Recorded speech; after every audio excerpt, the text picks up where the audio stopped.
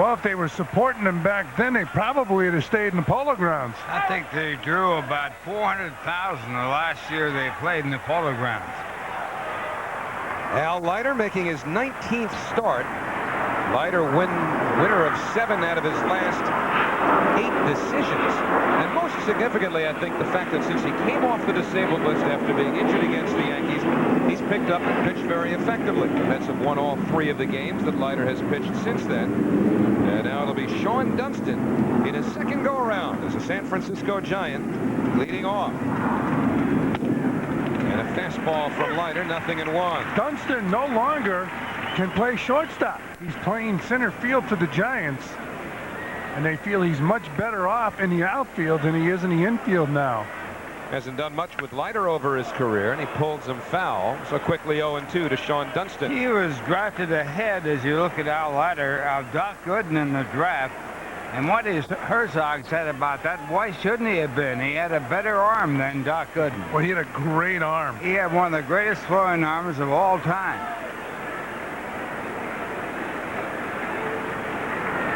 And a breaking ball, did he go around? That's the question, but no, according to Jim Quick. Remember how Mark Grace, when he was playing first base for the Cubs, used to feel the sting of those Dunston throws? He used to flinch when Dunston threw across the infield. Here's that last pitch. Dunston checking his swing. Mike Piazza peeling. So 1 ball and 2 strikes now on Shea Dunston.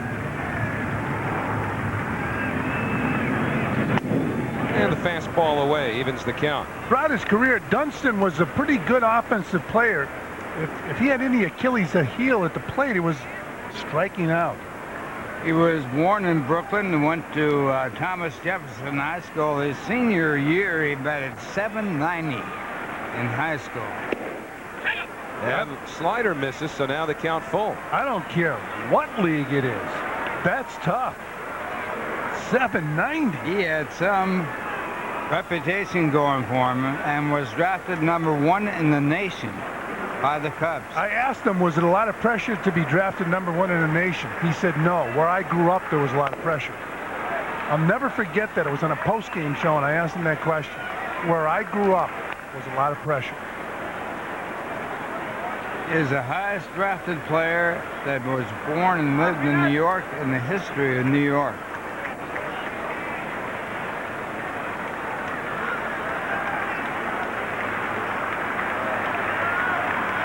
And the payoff pitch, he checked his swing, and it's a comebacker. Leiter throws out Dunston, 1 man away. Well, defensively, for the Mets backing up Leiter, you see Lopez, his 12th start at short. He's joined by Alfonso, Baerga, and Olerud in the infield. Hundley, McRae, and Phillips left to right in the outfield. Piazza behind the plate. Mike Piazza was telling me before the ball game he will probably sit on Thursday, take a day off. As you look at Luis Lopez, who never wants a day off. Why would you need a day off if you play in the infield or the outfield? You're saying that as a catcher. Absolutely. A day off for a catcher is moving to first base for the day. Ellis Burks has already talked about wanting to stay in San Francisco long term since being acquired last week from the Colorado Rockies. He said there's a lot of unrest with the Colorado Rockies in the clubhouse and in the front office. He had .286 this year for Colorado with 16 home runs in 100 games. Now playing for Dusty Baker. He's got to be one of the more animated managers in baseball. When something happens on the field, he wears it on his sleeve. I'm just enthralled by that toothpick. You've always liked the guys who sport toothpicks. UL Washington, Dusty Baker. Better than dental floss. Imagine having dental floss hanging out of your mouth. How about Toothpick Jones? Great pitcher. 3-1 now to Burks as Leiter falls behind with Barry Bonds on deck. Outfielder Darrell Hamilton, a minor league pitcher and a player to be named later, went to Colorado. And there's Bonds in that robo gear it is on deck. And the breaking ball missed. So a 1-out walk to Burks, and that'll bring up Barry Bonds. Batting third, number 25, left fielder Barry Bonds. Had an opportunity the other day to talk to Tony Gwynn, and he raves about Barry Bonds. Thinks he's the best player in the National League. This guy works out 5 hours a day, 5 days a week. He told me that people have told him out there, you might be working out too much. Can't keep anybody happy today.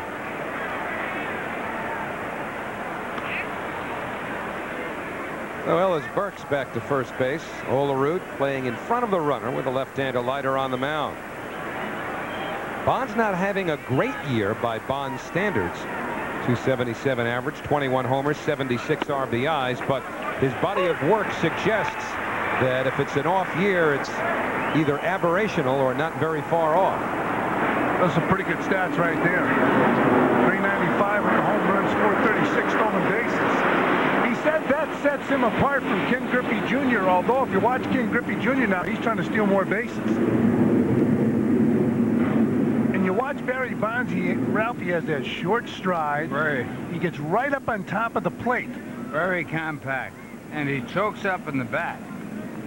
At Shea Stadium, his lifetime average is 254 with 9 home runs. He has never hit well here. Although he's a player that I think could play here in New York.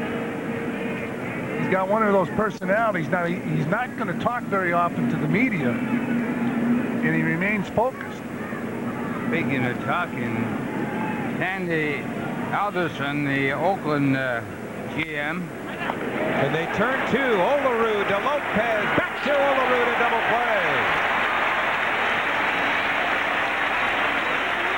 So Bonds hits into the 3-6-3 and the inning's over. No runs, no hits, a walk to Burks. He's erased on this double play. He's north of L.A., Fresno. Tom Seaver territory, Bobby Jones country. But it's ball one to Tony Phillips leading off for New York. That story Sandy Alderson said about Bonds when he signed a $22.9 million contract extension. That wasn't his salary, that was a bribe to keep his mouth shut. They'll do the salary later. He says some unbelievable things. Tony Phillips building those numbers on a composite between his time in Toronto and with the Mets. Here in New York, he's 2 for 12. He's led off, though, each of the last 2 games with extra base hits. Last night doubling just inside the first base bag. Takes in the dirt. 2 balls and a strike. Ralph, you go back a long way to see a hitch like Tony Phillips, the way he brings that bat all the way down to his knees. That is the old style of hitting. Walker Cooper, Bob Elliott, out of old-timers, Jimmy Fox. Hobbled by Joe Carter, but a good job by Gardner getting over. So 1 out here in the Mets' first. Phillips retired. Let's take a look at the rest of the New York batting order. Edgardo Alfonzo bats second and plays third base with John Olerud on a 17-game hitting streak at first base batting third. Mike Piazza in the cleanup spot. Brian McRae in center. Notice Todd Hundley dropped down to 6th in the order as he continues to struggle at the plate. Carlos Baerga bats 7th. Ray Ordonez with the flu. Felt he could play, but Lopez playing at shortstop in his stead, and Al Leiter on the mound. Here's the hitch that Tony Phillips employs, and Ralph, you hit it on the nose. I saw old footage of Lou Gehrig, and he did that. Well, you got to get those hands back up there. Well, you got to get the hands back up. Got to come back up to where they were, or you're in deep trouble. That's got to be one of the biggest hitches from up to down in all of baseball.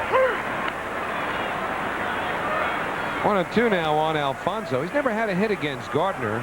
Only 5 at-bats against him, but he struggled on this homestand. Alfonzo did have the game-winning hit in Saturday night's game against Jeff Shaw of the Dodgers. Here he goes the other way. Now as Burks lines it up.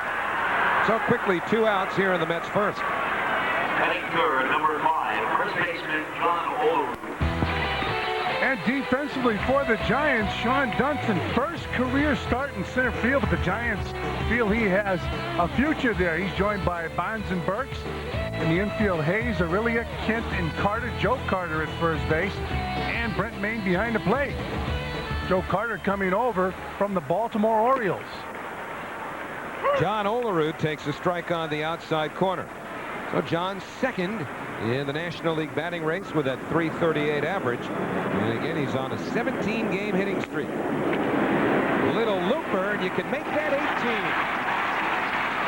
Well, John Olerud keeps the longest hitting streak of the National League alive. He's now hit in 18 consecutive games. Brought a smile to his face after he rounded first base.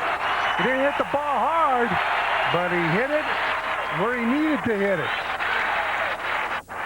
How about this guy here, Ralph? Yesterday, he hit a ball off the Diamond Vision sign during batting practice. Right off the Diamond Vision screen. Well, Piazza is hitting .333 as a Met. 10 home runs, 28 runs batted in, with 59 games behind him. Takes ball one, and yet continues to hear it from the crowd after unproductive at-bats. I mean, tonight's a perfect example. They cheer him at the start of every game. It's if he leaves runners on base that the fans start venting some hostilities. As much as they have a right to do it. You know, it's hard to make sense sometimes out of how much to expect from a guy who's in an uncertain situation. And everybody who's watched him swing, Ralph, Fran, Keith Hernandez last night, all seem to be in agreement that he's pressing, trying too hard. I think it's a sign of respect. Here in New York, you had Mickey Mantle. From what I recall, Mickey Mantle was booed a lot here in New York. Oh, yeah. Everybody that plays here gets that, but that's not any different in Boston or Philadelphia or Pittsburgh. Oh, they're louder boos. There's more people here. Well, that might be true. Inside 3-1. The only time Piazza was booed with the Dodgers is when he rejected their contract offer earlier this year. Then that became the focus of every step he took at Dodger Stadium, and the fans turned on him. He was loved in Dodger Stadium. And he also, he took a half-page ad out in the LA Times to thank the Dodger fans for the support they gave him when he was traded away to Florida. Well, Mark Gardner, who throws a lot of breaking stuff, didn't give in to Piazza, instead walked him on a 3-1 pitch. So now runners at first and second, 2 out, and Brian McRae, a pretty hot hitter, will be in a position to get the Mets an early lead. 22 hits in his last 60 at-bats, covering 13 games for McRae. You know what's impressive about McRae in this streak he's in? 48 of his 96 base hits this year have been extra base hits. That is good.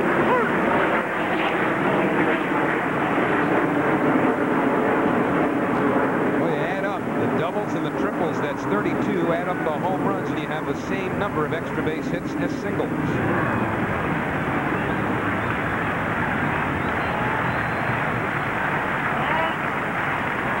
This is Mark Gardner, too. You know, he works slowly, deliberate, throws a lot of breaking stuff, not going to overpower you. He has had lots of first inning problems over the course of his career. And right here, he's 1-2 on McRae. Lifetime record is 65 wins and 64 losses, and lifetime against the Mets 5-5. Talk about his first inning problems. His ERA in the first inning, as you see there, the 4th highest of any active pitcher. That's his career, not just this year. And the breaking ball sits outside, 2-2. His best win total over the course of one season in the major leagues has been 12. He did it 3 times. He did it in 92, 96, and 97. 2-2 to McRae, wasted foul.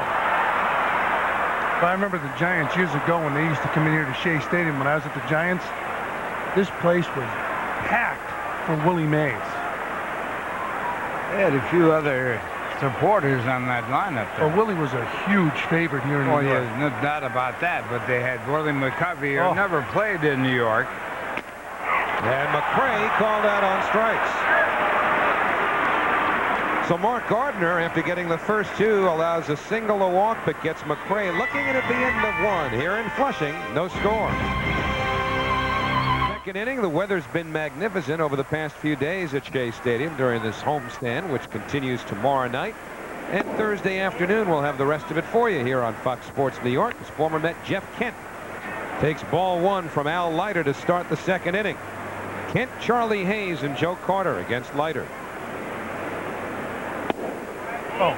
Jeff Kent's been his old feisty self lately. Tommy Lasorda, now the GM, of course, of the Dodgers, guaranteed recently that the Dodgers would take the wild card over the Giants.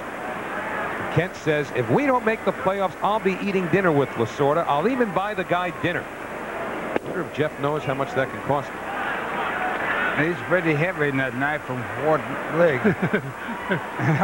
Tommy is, yeah. Tommy looked good. He was here the past 4 days. Said he was to some great Italian restaurants here in New York. Ball 4. And on 4 pitches, Leiter walks Jeff Kent. Batting fifth, number 13. Got to keep a close shave, especially with Butch Husky's bat, and it's not going to be utilized in anger for another couple of weeks. Shaving the handle of the bat, trying to get comfortable with that handle. Musier would order the S2 model, which has a very thin handle, and then shave it down. Mays would have ordered that. Musial, I thought, had his own model. M110, no? No, he used S2 most of the time until he broke the contract with Louisville. Charlie Hayes grounds to Lopez. Baerga to Olerud, and for the second inning in a row, the Mets have turned to double play. The Leiter's gotten the ground balls when he's needed them. When you take a look at Leiter's stuff, you have to wonder why he hasn't been in a 20-win range for years. And I guess his biggest problem has been his control. But he has excellent stuff. Joe Carter now back in the National League with the San Francisco Giants.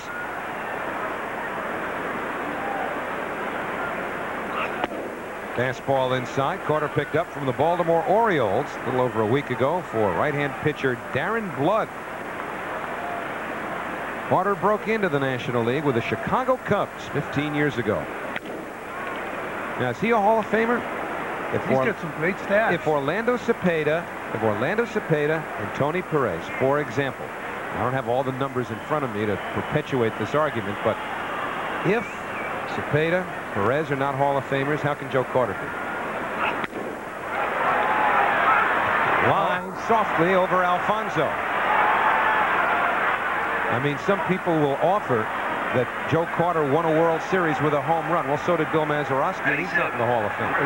He might belong in the Hall of Fame. Bill Mazeroski as a middle infielder, Ralph. I know you like those home runs. He was a great defensive player. Probably the best double play man around. Got rid of the ball faster than anybody I ever saw. But to get in the Hall of Fame, the only thing they really check is statistics, offensive statistics. They stay away from the defense. All right, so what about this Joe guy then? Carter, You put him in? Yeah, he's got very good stats. You don't have a vote, though. Well, I'm going to get one. I'm going to get one tomorrow. Where do you get them? About 50 feet to our left in the press box. 0-1 to Brent Maine. Baseball writers vote, and if they don't vote you in, I guess if you have a certain percentage and you become eligible for the Veterans Committee. That is true, yes. Maine lines it towards the left field line, but that hook's foul. And so now it's 0-2 to Brent Maine. There's Joe Carter's career numbers. Now, will his average keep him out? Well, those numbers, you know, again, without having committed Cepeda's and Perez's to memory, they're no better than I don't think guys. he's got a chance. I think he's got to get over the 400 mark with the home runs. If he can do that, he has a slight chance. Yeah, because he's got the 259 batting average. What about Darrell Evans? Talking about numbers. He was really up there in home runs. Yeah. I would not vote for Joe Carter for the Hall of Fame. At least not until Perez and Cepeda get in there ahead of him. Howard just set us up, Ralph. That's an opinion. Put us out there on a limb and cut it off. No, Ralph's with me. Oh, I'm on a limb. You're out there by yourself. Floating without the oar. Get the 400, Joe, and put you in. Carter's running, but he can keep running. He'll have to run back to first base either way because Maine is down on master number one more time. 212-307-7171. Treat that with respect, Howie. Elvis Presley. You know how close you and the King were. 2-0 to Hundley. He's a huge baseball fan. He was a big guy at the end, no matter how you look at it. Now, Todd Hundley's Been a big player in the Met lineup over the last few years, but the way he struggled since coming off the DL, now he's been dropped down to the 6th spot in the batting order, even with a right-hand pitcher. He's hardly played at all against left-handers so far, and now it's 2 balls and 2 strikes on Todd. Well, the reason for being dropped down is the fact that McRae has been hot and Hundley has not. To the shortstop, Aurelia. And from the grass, he throws out Hundley. So 1 gone in the Mets' second. Todd's struggles continue. Carlos Baerga will be next, and he's been swinging a productive bat lately. Mets and Giants, first of a 3-game series. Giants starting play a game and a half in front of the Mets in the wild card chase. Chicago Cubs playing at home tonight against the Arizona Diamondbacks. Baerga 9 hits and 20 at-bats over his last 6 games. Get back up over 280. Baerga now at 284 on the year.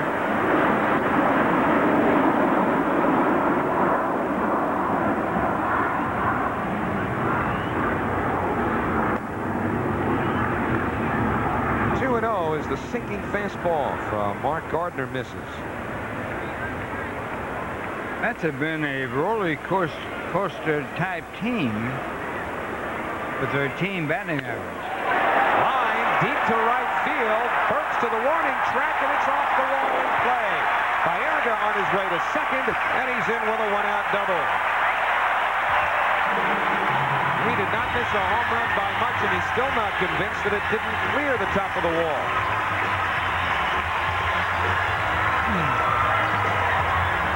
But it is a double for Baerga.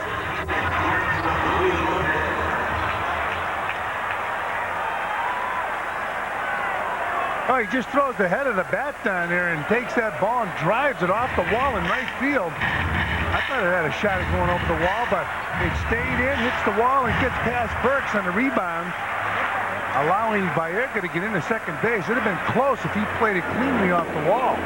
Had it hit those flags commemorating previous Mets championships, it would have been a home run, because those flags, or that padding, is set back 3 feet beyond the fence out there. It used to be 341 down the line. Now it's 338.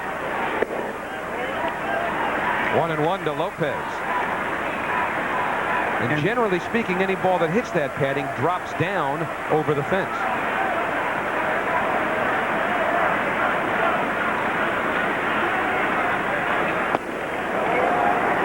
Two and one now to Luis Lopez. In May, the Mets had the best batting average as a team in the National League at 281. They had the worst in the National League in June, 225, and the second best in July at 285. They have really been on a roller coaster. Lopez pops it up. The shortstop Aurelia now yields to Bonds. And there are 2 men away. We'll bring up the pitcher, Al Leiter. Pitcher Al Leiter. The Mets have had a man in scoring position each of the first 2 innings. Phillips will hope for an at-bat here in the second.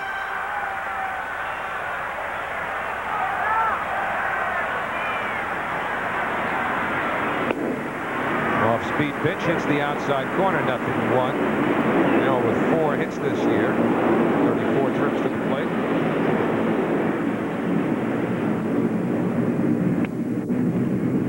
And the fastball, 0-2.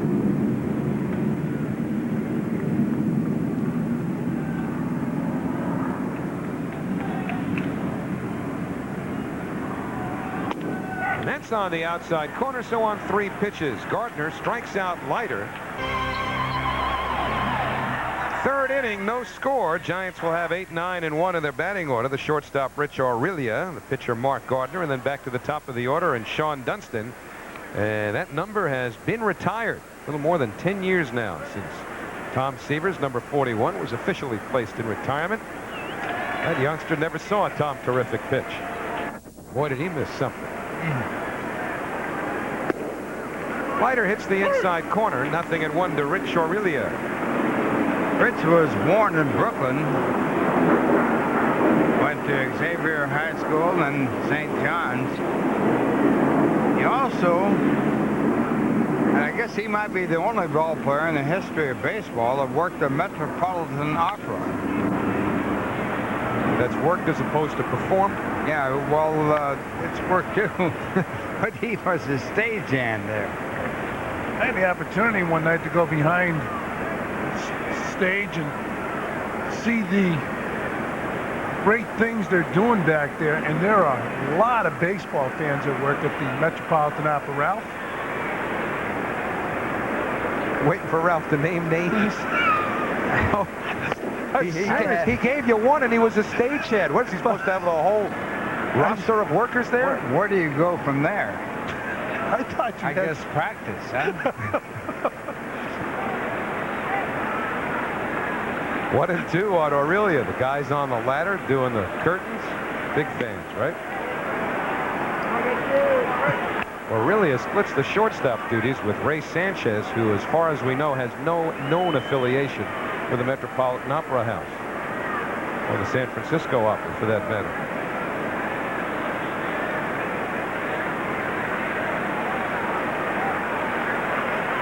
Two from Leiter is fouled back.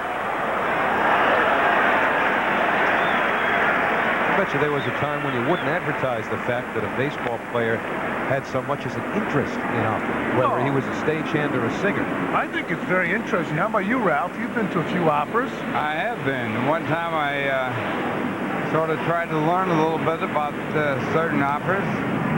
That was a failure. They speak in another language. And Aurelia gets a piece, but it's held by Piazza. The second strikeout for Al Leiter. One man away. Mark Gardner coming up.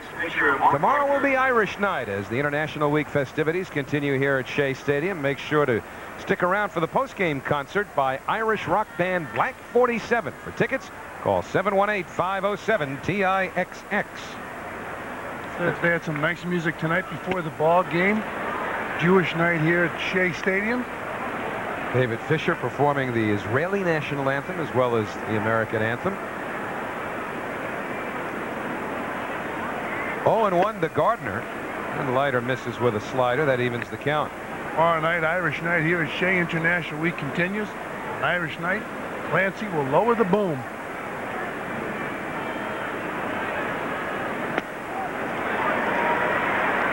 One ball, 2 strikes. Tonight was the 40th anniversary. They honored the 40th anniversary of the return of Israel as a nation. Between innings, they are featuring a lot of Sandy Koufax, born and brought up here in New York. Went to Lafayette High School, and Sandy was a first baseman, and Fred Wilpon was the pitcher. 50th, yeah, not 40th. And Fred Wilpon, who is one of the owners of the Mets, was the star pitcher on that team. Koufax was the first baseman. Sandy then went on to play basketball at the University of Cincinnati. He went there on a scholarship. Basketball scholarship, great story. He wasn't going to play baseball until he found out the baseball team in spring break went south to Florida, and all New Orleans. Oh, they went south. Yeah. He went south. And he wanted to go, so he tried out for the team. The pitcher just walked. Tried out for the team, made the team, and I mean, they say if you want to win one game, all the great players, give the ball to Sandy Koufax. Couldn't go wrong. We'll take a look at a couple of the swings Gardner had in that at-bat. You know, Al Leiter's not happy about having walked him. Third walk. Oh, Sean Dunston at the top of the Giants batting order. And they say he was a terrific influence on the Cleveland Indian clubhouse. Sean Dunston. That influence, I guess it's important to a certain degree, especially if you can hit. Ooh, Dunston just got hit. Al Leiter has hit his 9th batter of the year. Dusty Baker's going to come out along with the trainer.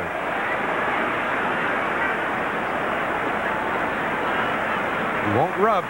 You can see he's in pain, but he's going to let the trainer do the rubbing.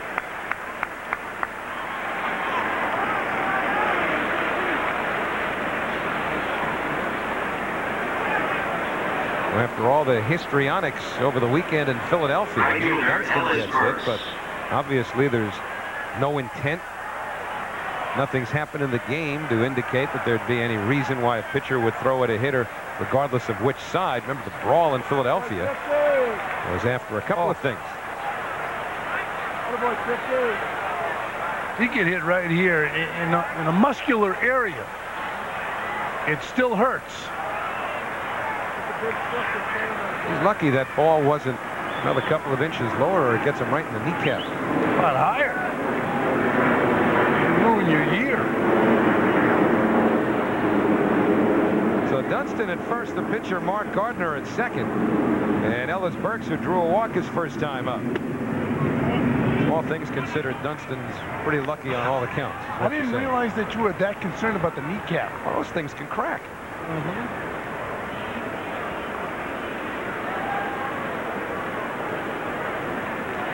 Remember Jerry Rice of the 49ers busted his beginning of last season, came back, re-injured it. So yes, kneecaps are important too, is the point here. You're discounting the significance of a kneecap. And for a man who squatted as much as you did professionally, I would think you'd have more respect for that particular hinge. And the slider missed. 2-0 on Burks. So Leiter, wild here, having walked 3, hit a batter, and now behind a good hitter, Ellis Burks, 2-0. And the one thing Leiter has shown this year is that he can throw the ball over the plate. Remember, everybody right now partaking in a 6-man rotation, which Bobby Valentine and Bob Apodaca, but Bobby Valentine in particular, saying before the game is just no big deal at all. Bobby says, A, we're only going to do it a couple of times around. And even if they were to do it between now and the rest of the year, the difference would be probably 2 starts for 5 pitchers. In other words, it would be 11 starts in a 5-man rotation, 9 starts in a 6-man rotation. 2-1 now, and you saw Bobby Jones there. One of the motivating factors in Bobby's decision to go to a 6-man rotation for the time being, because Bobby's wife just had a baby, and he has been doing a little less than his normal complement of sleeping, and with a certain amount of stress and tension relative to that. Bobby figured, well, that's just another reason to give everybody a little more rest. Help Bobby along. John Moore can relate to that. 2-2 now to Ellis Burks. If Bobby Valentine had gone the other direction, it would have aroused a lot of people going to a 4-man rotation. That way you'd have 2 men in the bullpen that would be starters. But 4-man rotations are a thing of the past. Those guys used to pitch 300 innings. 2-2 to Burks. Up the middle and on through. Gardner, a slow runner, rounding third. McRae comes up throwing, and Gardner will hold on. So with the pitcher, the runner at second base, Brian McRae, able to hold Gardner at third, at least for the time being, and the Giants have the bases loaded with 1 out for Barry Bonds. Well, so far, early in this game, Al Leiter has labored, having tough time throwing the ball in the strike zone. When he gets it in the strike zone, it seems it's more hittable than usual. And the Giants taking advantage of Al Leiter, but yet to score a run. Oh, tough job now for Leiter. Barry Bonds, the man who has to carry this ball club, is the batter. And a bouncing ball through the hole. Gardner scores. Here comes Dunston around third. He scores. All the way to third goes Ellis Burks. It's a 2-run single for Barry Bonds, and the Giants lead 2-0.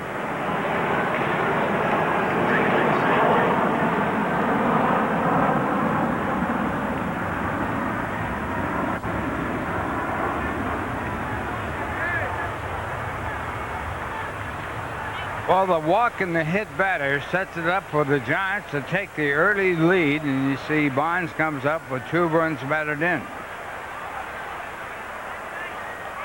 Barry Bonds is tough. He's just got a base hit off Al Leiter, driving in a run. And walking the pitcher comes back to haunt the Mets. Well, Bonds is 77th and 78th runs batted in. way behind the leaders in the National League. McGuire, the leader.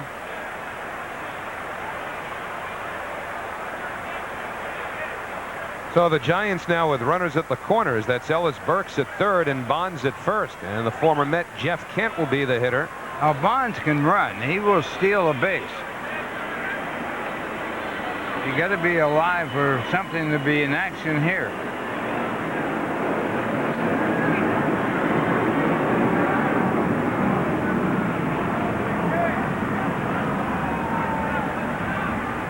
Mets will play Kent straight away in the outfield and a double play depth on the infield. Bonds running. Piazza does not throw through, and they've got the runner caught off third. Ellis Burks being run down by Alfonso. Now it's Leiter chasing him back, and this has allowed Barry Bonds to go all the way to third. So they finally retire Burks, but Bonds was able to go first and third. And you can see Dusty Baker was happy that Burks got in that rundown. It took more than one or two throws to get Burks. It allowed Barry Bonds to hustle all the way to third base. Well, the execution on the rundown play was very bad. You got to run at the runner and don't make the long throws, and the Mets made long throws. Well, Mike was the guy who should have ran Burks back toward third base. Here's Bonds with the jump off first, second, but he's aware of his surroundings and he hustles to third. Ordinarily, you don't get out of rundowns. It's a good move for Bonds to get over there. But it should take really one or two throws. It should really take one throw in a rundown to get the runner. The Mets do pick up an out, though. Now it's 1-1 on Jeff Kent, with Bonds 90 feet away and Burks back in the dugout. Well, Dusty Baker tried to force the issue. And now he's got one man on with two out instead of runners at the corners and one out. Giants with 2 runs in. And the slider inside, 2-1, and Leiter pitching from behind throughout the first 2 2/3 innings. Even though he's had control problems before, this has been uncharacteristic of Leiter, certainly this season, pitching from behind this consistently.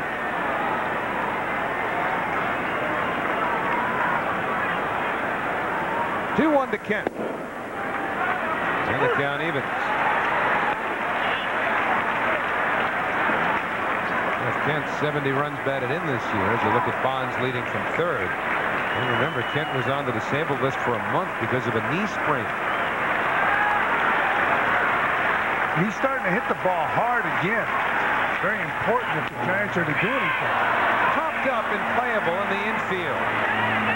Olerud near the mound and the side retired. But the Giants touched Leiter for 2 runs. There were 2 hits, a walk and a hit batsman as well. And in the middle of the third at Shea, 2-0 San Francisco. 1-0 now on Phillips. Grounded to first, his first time up.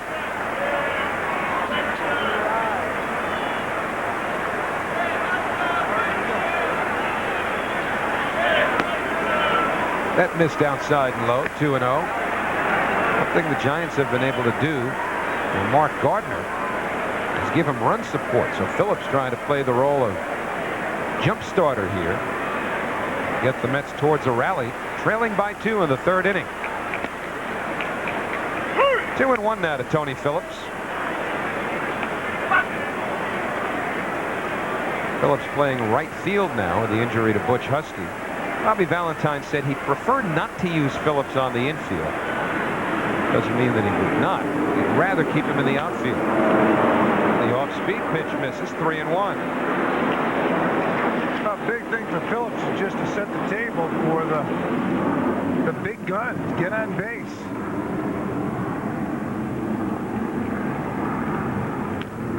And the count full now on Tony. 39 years old. Had a pretty good career. And can still run. A couple of balls last night. One that was hit into the hole with Phillips, a runner on first. Saw him get down the line a little less than as quickly as some of us might have anticipated. And Phillips down on strikes there, 1 man away. So at 39, there's no question he still runs well. The question is, how much speed has he lost? New York Mets baseball is brought to you in part by Omnipoint. 100% digital, 0% hassle.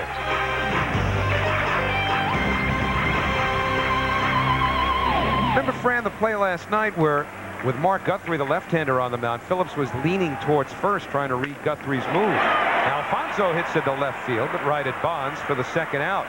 When a ball was hit in the hole, Grusolonic made a shorthand or short hop throw to second base. With all of that, Phillips was still out by a wide margin. Yeah. He was moving back towards first base at the time, but you're right. We were surprised he was caught by so much by Grusolonic. Trying to get familiar with what level of speed Phillips still has at the age of 39. John Olerud, not to be confused with any of the speed merchants of the game. He's a hitter, pure and simply, and he's on an 18-game hitting streak now as the result of his first inning single.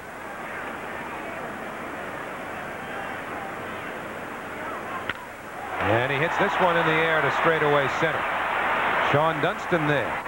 And it's an easy inning from Mark Gardner, who gets the Mets in order. Go to the fourth inning. The Giants with a 2-0 lead with a play-by-play. Here's Fran Healy. All right, Howie, and leading off for the Giants will be Charlie Hayes. He'll be followed by Joe Carter and then Brent Maine. 2-0, the Giants on top of the Mets.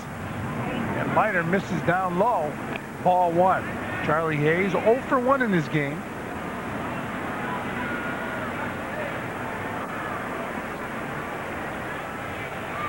Hayes swings through an Al Leiter pitch. It's 1-1. Charlie Hayes batting .300. He has 7 home runs and 46 RBIs. He's moved around quite a bit. He's always hit left-hand pitching well. Lifetime average of .365. He takes inside 2-1. Between innings, there was a feature on first Jewish Hall of Famer, Hank Greenberg. Had a tremendous impact on your career, didn't he, Ralph? He certainly did, and other people's too. He was a tremendous guy. Of course, he was raised in the Bronx. Said he worked extremely hard to make himself an athlete. Nobody worked harder than he did, and he wanted to be a Yankee, but they wouldn't sign him because they had Lou Gehrig. So he signed with Detroit. One year he had 58 home runs. One year he drove in 183 runs. Second to Gehrig's all-time record in the American League of 184. Would he have been as good or as productive because of a right-handed hitter if he played at Yankee Stadium his whole career? I would say no, because it was a very tough park for right-hand batters. Joe Carter, the batter, bounces to short. Lopez flips to first. One down. On the ground out, Hayes moves to second base. Catcher Brent Maine.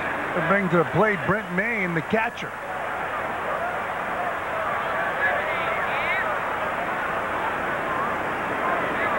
Well, Brent Maine seen a lot of action with the Giants. He's got 25 RBIs this year. Struck out his first time up. He was on deck when Giants were playing the Diamondbacks, Arizona Diamondbacks, and the batter was Barry Bonds with the bases loaded. Diamondbacks were leading by a score of 8-6 in the 9th inning, and they walked Barry to get to Maine and walked in the run and put the tying run at third base, and Maine lined out to right field on a 3-2 pitch for the last out of the ball game.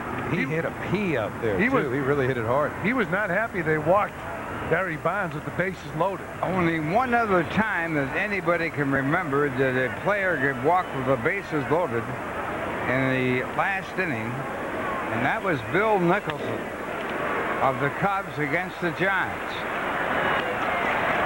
And Maine grounds out. Charlie Hayes moves to third base. 2 men are gone. So Charlie Hayes on third, 2 out, and the batter for the Giants, Rich Aurelio.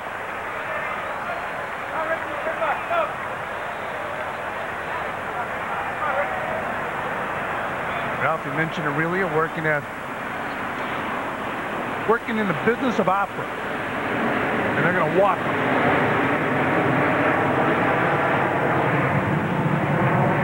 They're going to walk him to get to Mark Gardner.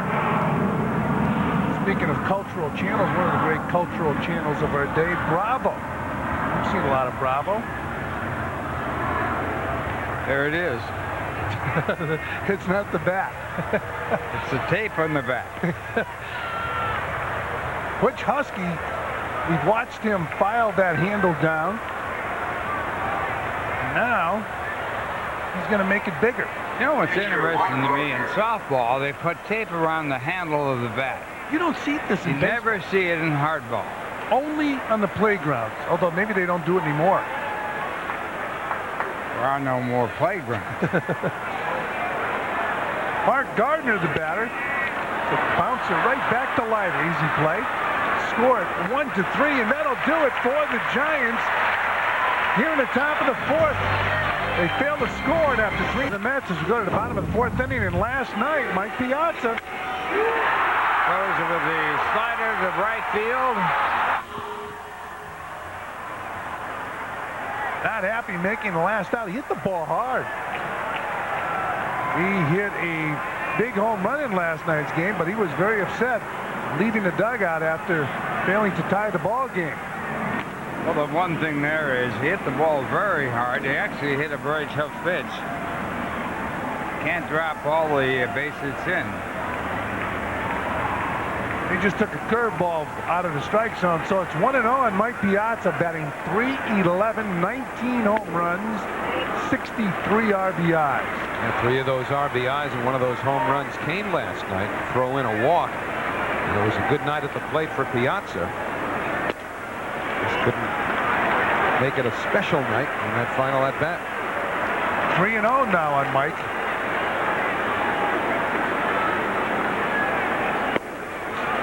Outside, ball 4, so Piazza walks. Center fielder First now that Mark Gardner has walked Piazza without ever really challenging him in either at bat. Here, of course, he's leading off an inning. A reasonably hot hitter, Brian McRae, coming up, although McRae struck out his first time up. And if Dusty Baker can see Barry Bonds walk to force in a run, he's got no problems pitching around Piazza in the 4th inning of the game with a 2-run lead. And Brian McRae, who has 16 home run steps in and takes a strike from Mark Gardner. McRae will be followed by Todd Hundley. One of the reasons why the Mets need Todd Hundley to start hitting is to back up Piazza. The 0-1 pitch is off the plate outside. 1 ball and 1 strike on Brian McRae.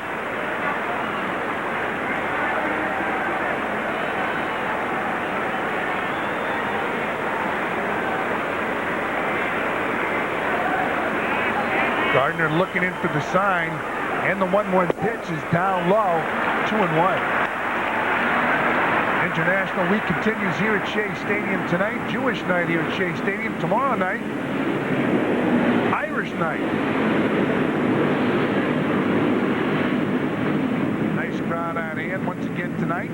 Some music before the game as McRae puts music into right field. Base hit. So Brian McRae picking up a hit, and the Mets now have runners on first and second with nobody out. They're trailing by 2. It'll bring to the plate Todd Hundley.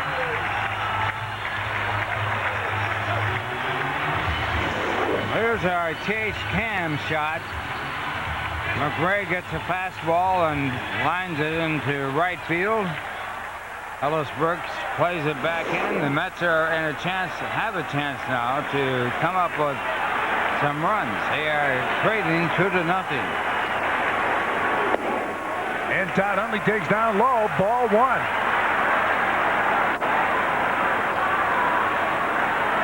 Will Gardner challenge Hundley with a fastball?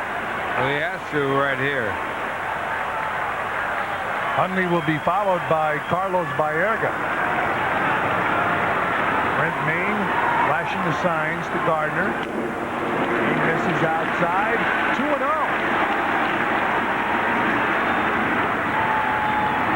Giants and the Mets the first of a 3-game series. Seats available for tomorrow night and also Thursday afternoon here at Shea Stadium. If you can't make it out to the ballpark, you can catch all the action, the rest of the homestand right here on Fox Sports New York.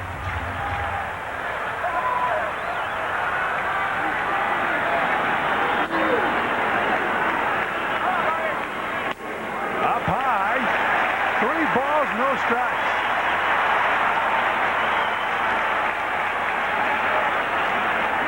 Well, he's going to get a fastball.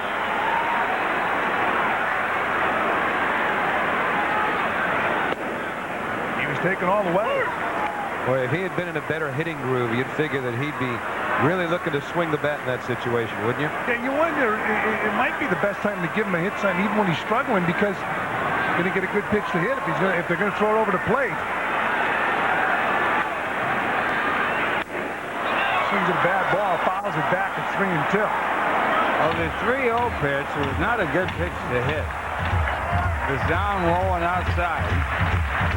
This ball's out of the strike zone, and he goes after that. It would have been ball 4.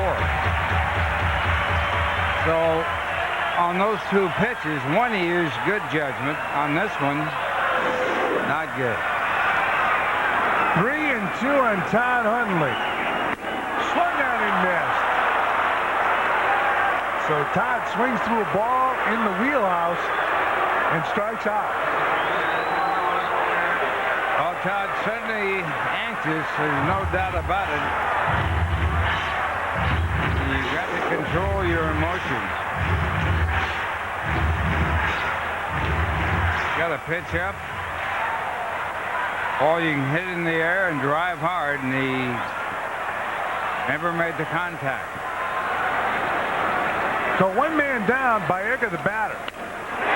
Base hit in center field. Here comes Piazza. No, they're holding him at third. Dunston has a strong throwing arm. We talked about it earlier. And Cookie Rojas decided to hold Piazza at third base. First start for Dunston in center field. And he scares the base runners. Well, he has that gun for an arm. I would have doubted he would throw home in this spot. But they held him up anyway. The right throw, even if he had gone to home, would be to third base. Well, he has got some arm.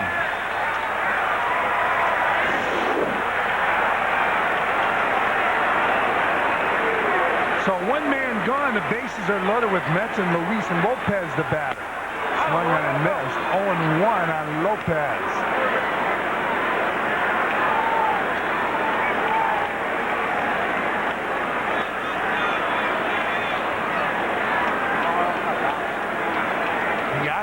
On third. McRae on second. Baerga on first. Lopez takes strike 2. So it's 0-2 on Lopez. The Starter Card will donate $500 to the local chapter of the Make-A-Wish Foundation for any grand slam that could be hit tonight. Lopez in position to get some of that money here.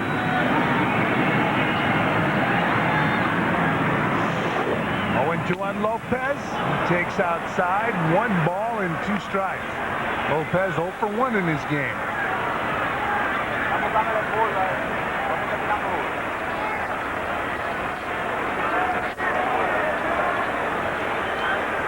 One ball, 2 strikes, 1 out. 4th inning. Lopez will be followed by Leiter. Foul off. Do it again at 1-2.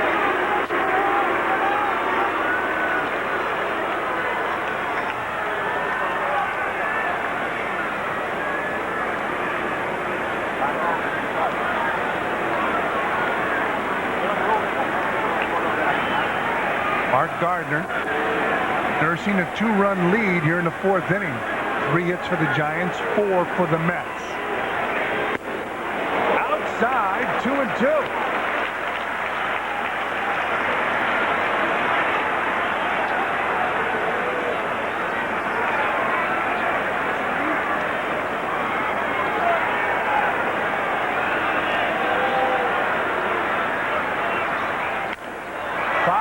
play, so we'll do it again at 2-2.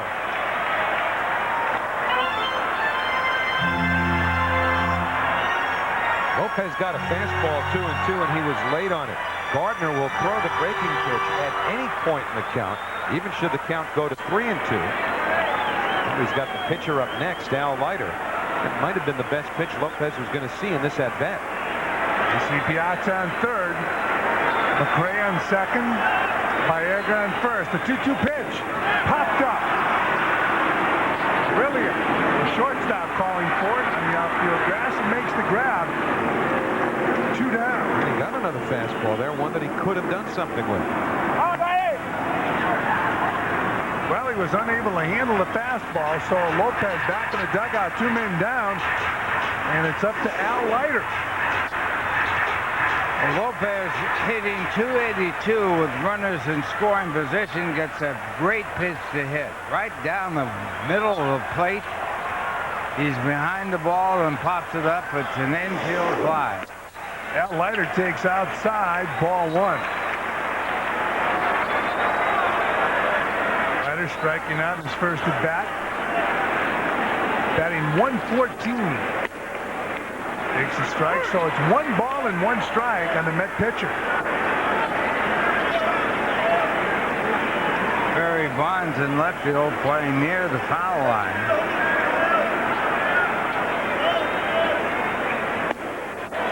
Down low, 2-1. He's got to get a fastball right here, so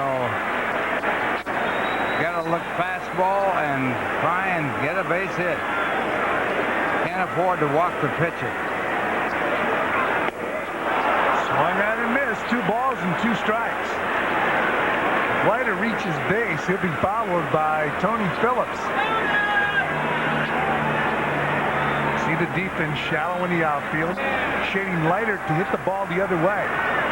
Runner on third is Piazza with a decent lead. Right 3, so Mark Gardner pitching out of a bases-loaded jam. And the Mets ran 3. We played 4 here at Shea, and it's 2-zip Giants.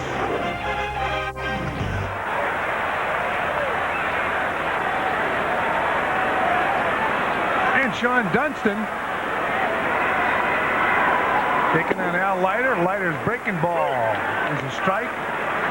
Top of the 5th inning, 2-0 the Giants on top of the Mets.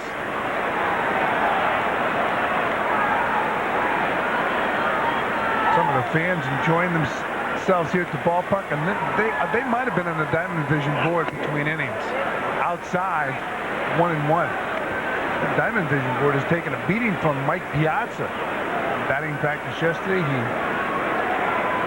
that's a bolt. Dunston's father was a cab driver in New York. His name was Jack. He says he tries to model himself after his dad. I guess his dad couldn't hit. Well, we know where to go if you need a ride into the city after the game. Right? One of the plays in the ball game was when they had the runner first and runner third. Piazza fakes throwing to second, and in the rundown, they get the runner, Burks. Now this rundown play should have been easier than this. They make it take too long. The third baseman, Alfonso, has got to come up the line and get as close to the runner as he can so Piazza could throw to him and tag him out. But Alfonso did not do that. And on the runner at first base, Barry Bonds ends up a third on the play, but he did not score. And the 1-0 pitch to Ellis Burks, and he hits a bullet in the center field base hit. Giants very happy they were able to pick up Burks right before the trading deadline. I was surprised the Rockies got rid of him. Well, he has to be signed, so they figured, I guess, they couldn't pay him enough to sign him. Yeah, but the Rockies can pay him more than the Giants. I would think so. Darrell Hamilton was a man that he was exchanged for, and Hamilton has to be re-signed too. Now, Hamilton a better defensive center fielder. But He was Burks, outstanding, yes. but Burks now playing right field for the Giants. Burks had heard rumors about the Giants before he was traded, but once the Giants got Joe Carter, Ellis figured, well, there wouldn't be any need for him in San Francisco, but he was wrong. And Barry Bonds steps in and takes a ball. 1-0 on Barry Bonds. And that was a decoy. He's not about to bunt. Bonds 1 for 2. He singled and drove in 2.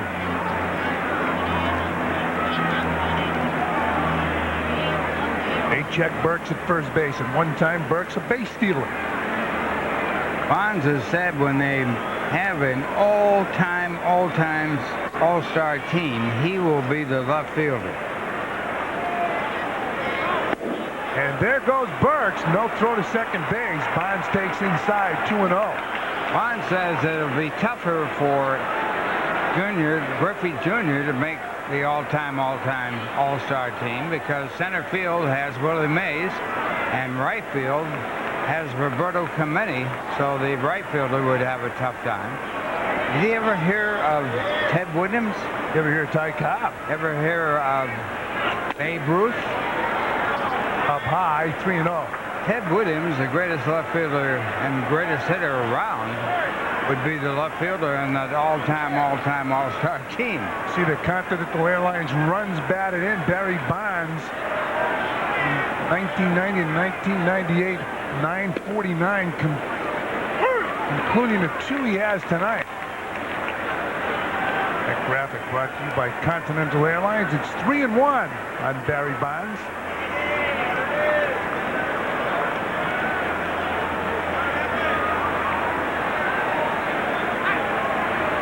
And a 3-1 pitch. He gets under it. Fly ball.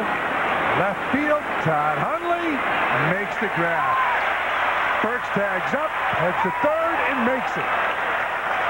All eyes were on Todd catching that ball, not necessarily throwing it. But Burks had larceny in his heart, so he stole third. High arcing throw by Todd Hundley, who's still getting used to the kind of throws needed from the outfield as opposed to from behind the plate. And I'm not so sure he expected Burks to be going to third here either. No, he didn't. He's not in throwing position, but with a runner at third base and 2 men out, it's not that big a play. I think unless it's a wild pitch or a pass ball. Plus the problems Todd has been having out in left field, the last thing in his mind was getting himself in position to throw. So Burks is on third. Jeff Kent, who's 0 for 1, is the batter. Well, the darker the sky, the better Todd Hundley has been at catching fly balls. Early on during twilight, and that's somewhat understandable, of course, is when he's had the most trouble. It's good background for him. Jeff Kent takes a strike. It's 0-1 on the Giants' second baseman.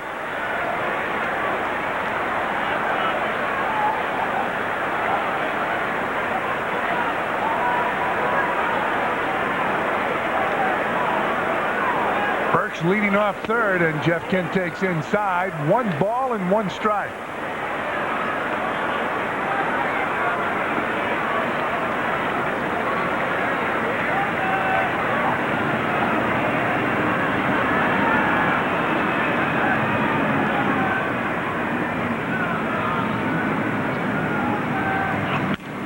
Jeff Kent gets jammed. It's a looper to center field. McCray coming in, making the grab. And that will do it for the Giants. Here in the top of the 5th, they strand Burks on third. They fail to score after 4. Gardner hits the corner. 0-1 on Tony Phillips. 4 hits for the Giants, 4 hits for the Mets.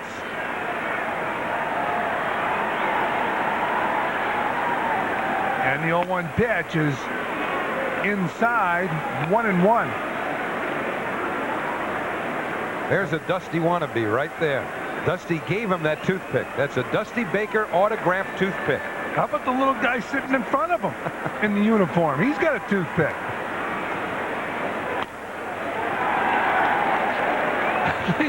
Everybody at the Giants has a toothpick. San Francisco's always been a trend-setting city. Beautiful city out there in Northern California.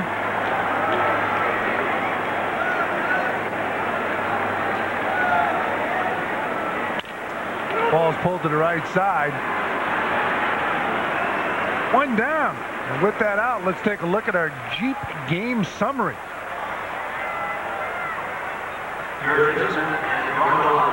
Barry Bonds providing the offense for the San Francisco Giants. John Olerud got his hit for the night early, at least the one that he needed to keep the hitting streak going. And Mark Gardner has only worked one 1-2-3 inning. Al Leiter, on the other hand, has had runners on base in each of the 5 innings that he's worked.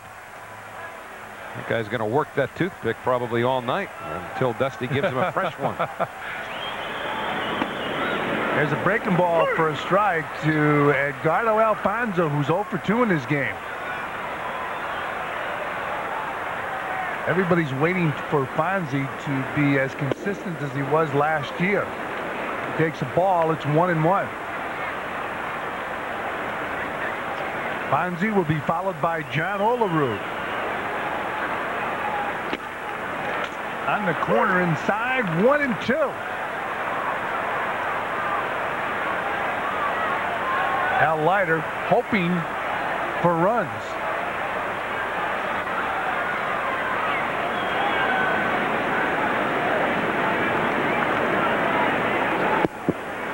And the 1-2 pitch is outside.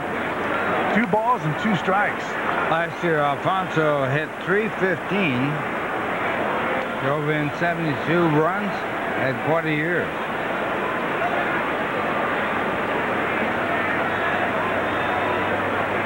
And the 2-2 pitch, breaking ball inside, 3-2.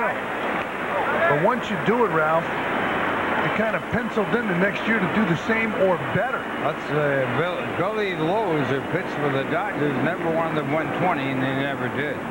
He said, if I win 20, I have to do it the next year. And they struck out Alfonso, so 2 men out here in the bottom of the 5th inning. All right, let's take a look at our Aflac trivia question for tonight. The ex-Met who led the league in home runs back in 1989.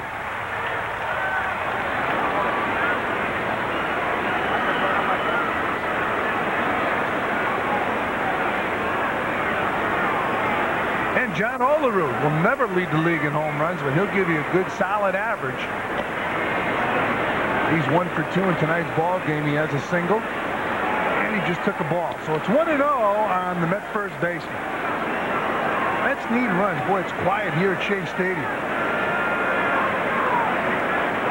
And it's a big crowd on hand, waiting for some offense. Well, the Mets had a player that led the league in home runs and worked in the front office of the Mets and still does. Howie Holmes. Yeah. Led the league with the fewest home runs, I think, ever in the history of the game, right? And leading the league, there's a strike. 2-1. No, I don't think so. Oh, I know what it is. You know what? He had the fewest strikeouts. Yeah, sorry about that, Tommy. I'm going to hear from Tommy. Fewest strikeouts for a man that led the league in home runs. I think he had 9 for the season. Inside 3-1. Another thing that Tommy was very, very involved in Boston, maybe even before the Red Sox got involved with this organization, the Jimmy Fund. That's right. He was an outstanding player. Tommy Holmes has worked for the Mets for many, many years. Base hit in the right field, so Olerud picks up his 2nd hit of the game. Tommy Holmes would love John Olerud the way he sprays that ball around. This copyrighted telecast is authorized under television rights granted by the New York Mets solely for the private, non-commercial use of our audience. Any publication, reproduction, retransmission, or the use of the pictures, descriptions, and accounts of this game without the express written consent of the New York Mets and Fox Sports New York is prohibited. Well, Mike Piazza's the batter. Mets need 2 to tie. Piazza, 2 walks in tonight's game. First time he walked, Olerud was on ahead of him, also with 2 men out. And he did not get anything close to the strike zone. Strike. Well, there's a tough pitch right there. I don't think fans consider how tough some pitches are to hit, and especially to hit for home runs. And the 0-1 pitch, down low, 1-1. I think even for us, Ralph, when we played some baseball, it looks easy on TV. It does. Oh, yeah.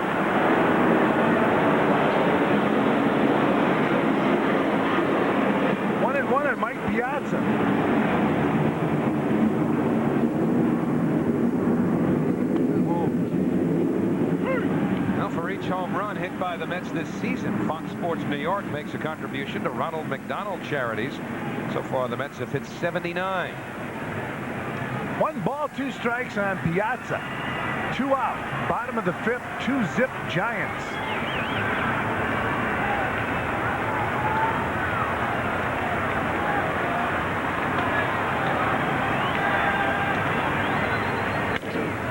Sliders hit up in the air to center field. Sean Dunston is there and makes the grab for out number 3. So the Mets strand a runner here in the bottom of the 5th. They fail to... Oh, you're looking at LaGuardia Airport here in New York. And here it is again. Which former Met led the league in home runs in 1989? I think it's got a lot of red top roof places where you can stay overnight. A lot of ice cream in the restaurant. Yeah, ice cream. No, we lost. That couldn't be right. Kevin Mitchell was just released. Former Met. That's right. But Howard Johnson for the Mets led the league in home runs. Well, Kevin Mitchell at 47. He was the most valuable player that year. Yes. And now back with the play-by-play, Howie Rose. Charlie Hayes grounded into a double play, drew a walk, and goes after the first pitch here in the 6th inning. Tony Phillips settles under it quickly. Leiter has retired Charlie Hayes. Talking about home runs, Joe Carter will be next as Jewish Night continues at Shea Stadium, celebrating the 50th anniversary of the State of Israel. Now, I understand that approximates the NY. Joel Mandelbaum down in our truck confirms that those Hebrew letters basically spell out New York. 1 ball, no strikes. Actually, Mandelbaum's saying, no, it's really Mets, not New York. Well, wait a minute, Howie. You're supposed to know this also. It's been a long time since Hebrew school. If it was Gaelic, I would know it. Yes, I'm sure you would. As long as you had the Berlitz books next to you. Carter dunks one down the left field line that gets through Hundley's legs. And Carter will end up at second base, which is where he seemed destined anyhow. So Todd Hundley's still learning the different nooks and crannies, but this time it's not a corner, it's the foul line and the backspin that got him.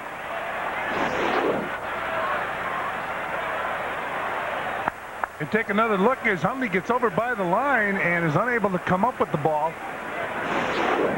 And Carter now on second base. So with 1 out, Brent Maine will be the batter.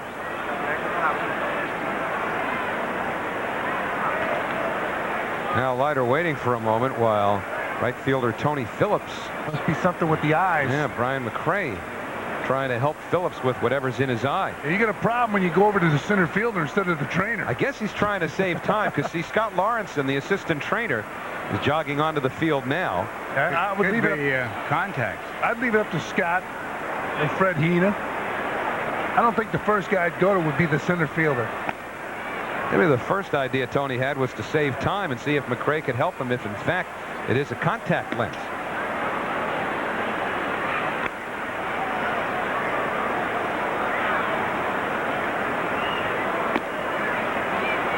Can't tell whether or not it's a contact lens or something that might be in the eye. One of the great stories was Whitey Ford was having some trouble, and he went to Bobby Brown, who was a cardiologist. And Bobby Brown said to him, you got to have an operation. And Whitey Ford looked at him and said, I saw you play third base, and nobody's cutting on me with hands like that. See where Yogi Berra has a celebrity golf tournament coming up shortly. Whitey and Yogi, a long-time battery with those Yankees. I'm sure Whitey will be at that tournament. Right with the ballpark named after him in New Jersey. Yeah, it's a beautiful park. And a beautiful museum is about to open over there, Yogi Berra Museum. I asked him how to get there, and he says you take Route 22 and you come to a split in the road, and you take it. Well, Scott Lawrenson was able to flush out whatever was bothering Tony Phillips. And so back to work will go Al Leiter with Joe Carter, the runner, at second and 1 out. Brent Maine struck out, grounded to second. 2-0 Giants and a line drive past Olerud. Around third, and coming home is Carter. Maine on his way to second as Phillips comes up with the ball, and the Giants now lead it 3-0. An RBI double for Brent Maine. Well, the Mets liked the way Brent Maine swung the bat when he was a member of the ball club. Problem for Brent Maine at the time, there was a healthy Todd Hundley doing the catching. Here's a line drive off his bat, and Maine picking up an RBI, and the Mets now trail the Giants 3-0. That ball well hit. And Leiter now has been reached for 3 runs on 6 hits. It has been a struggle all day long for Leiter here. The pitch to Maine was his first after that slight delay because of the problem with Tony Phillips, and Brent Maine jumped all over it. So now Maine in scoring position with 1 out, and the number 8 hitter in the lineup, Rich Aurelia, coming up. Right now the Mets bullpen is quiet, so Leiter will be able to try and get out of this himself. He has struck Aurelia out and also walked him intentionally.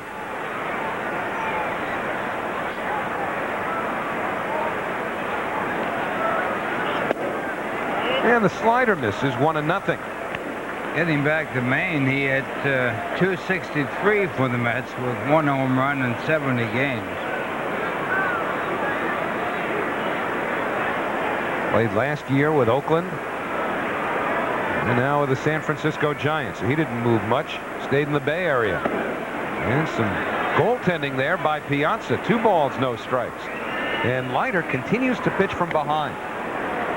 Yeah, this year he has really shown us something. When he's pitching, he's usually ahead of the hitters and throwing good strikes.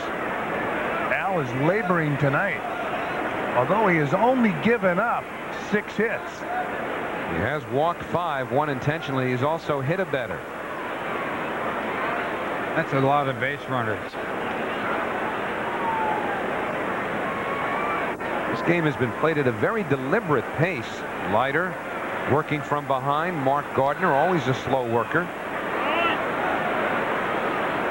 And now the hitter, Rich Aurelia, steps out. Well, can we have some history? Have there ever been 2 perfect games pitched in 1 year? Don't believe so. There have been, what, 15 perfect games? A line drive base hit for Aurelia. Here comes Maine around third. He'll score. On his way to second, Aurelia. Hundley's throw is in time, and the tag made by Baerga. So Hundley throws out Aurelia trying to stretch, but it's an RBI single for Aurelia, and the Giant lead is now 4-0. Well, clearly the other teams, the opposition to the Mets, they're told try and run on Todd Hundley. Coming back from elbow surgery, and Todd makes a good strong throw. Cutting down Aurelia at second base, but an RBI. It's now 4-0. Todd's second assist in the outfield, 1 at third and 1 at second. That was a pretty good throw. Yeah. 1-0 now to Mark Gardner.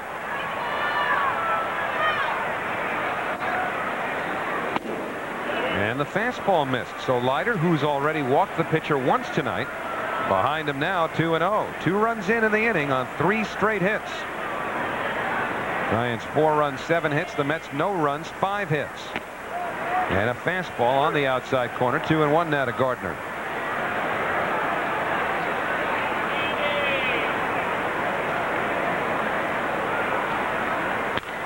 And Gardner lines one towards right. Here comes Phillips, and the side retired. So the Giants score 2, although Hundley throws out a base runner. 4-0 Giants. Brian McRae, Todd Hundley, and Carlos Baerga to the plate against Mark Gardner. That's with 5 hits, as you see. Gardner's been hittable, but the Mets have left runners on.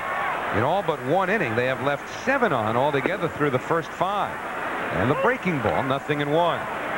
McRae was caught looking to end the first inning with runners at first and second. And when he singled in the 4th, that put runners on first and second with nobody out, but the Mets failed to capitalize.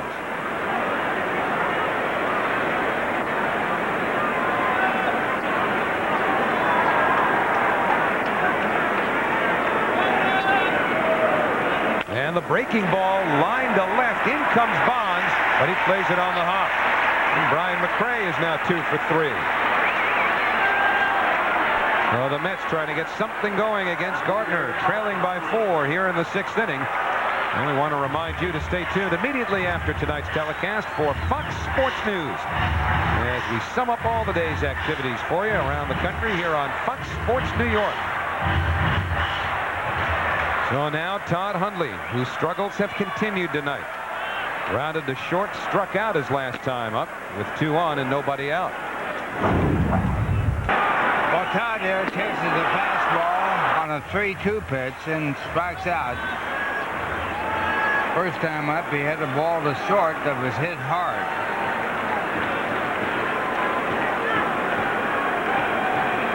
And the 1-0 is popped up. In the short right, Kent, the second baseman, out. So Hundley now 0 for 3, and the frustration mounts. You know, just as we've talked about how Mike Piazza seems to be pressing, particularly in important situations, wouldn't you think that Hundley's problems are starting to multiply now, at bat by at bat? And it could be any player at all. When you get into these slumps, it is a mind-boggling thing. Plus, he did the Mets a favor in coming back and fighting through this injury. Probably came back a little bit too early as far as swinging the bat is concerned, but the Mets had to take that into consideration. Right now, he's trying to play himself into a good swing, but it could have a negative effect on your mind, not necessarily mechanically. So McRae chased back to first with Carlos Baerga, the batter. Carlos 2 for 2 tonight. For the Mets to have a chance in the wild card, they had to bring Hundley back. Yes, they did. McRae running. Maine's throw, not in time. Well, McRae had a big jump off second base. I should say off first base, and it was a stolen base from McRae. Watch his jump. And McRae slides in ahead of the throw. And from our chase cam, you see that big jump off first base. Brent Maine making a strong throw, but McRae underneath the tag. 19 stolen bases now for McRae as Baerga fouls it off 1-1. Carlos Baerga will hit a lot of balls on the ground and is prone to the double play, so even 4 runs down, running McRae has purpose. Not only does it get him in scoring position, but it allows Baerga to hit without the threat of a ground ball double play. Right now, the Mets need some thunder to explode in the lineup.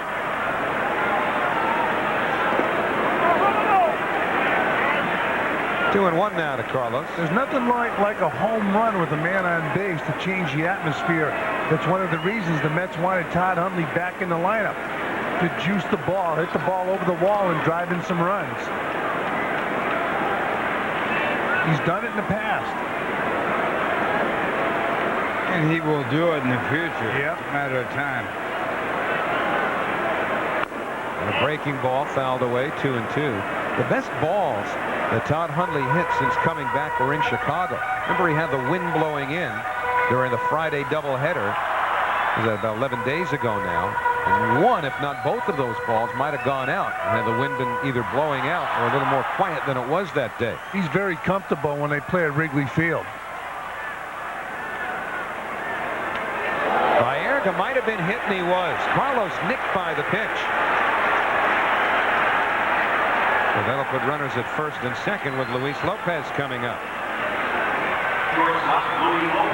So each pitcher now has hit a batter. Gardner getting Baerga. Earlier in the game, Al Leiter hit Sean Dunston. That was in the 3rd inning. Lopez with a chance once again. He was batting with 1 out in the 4th inning with the bases loaded and popped up to short.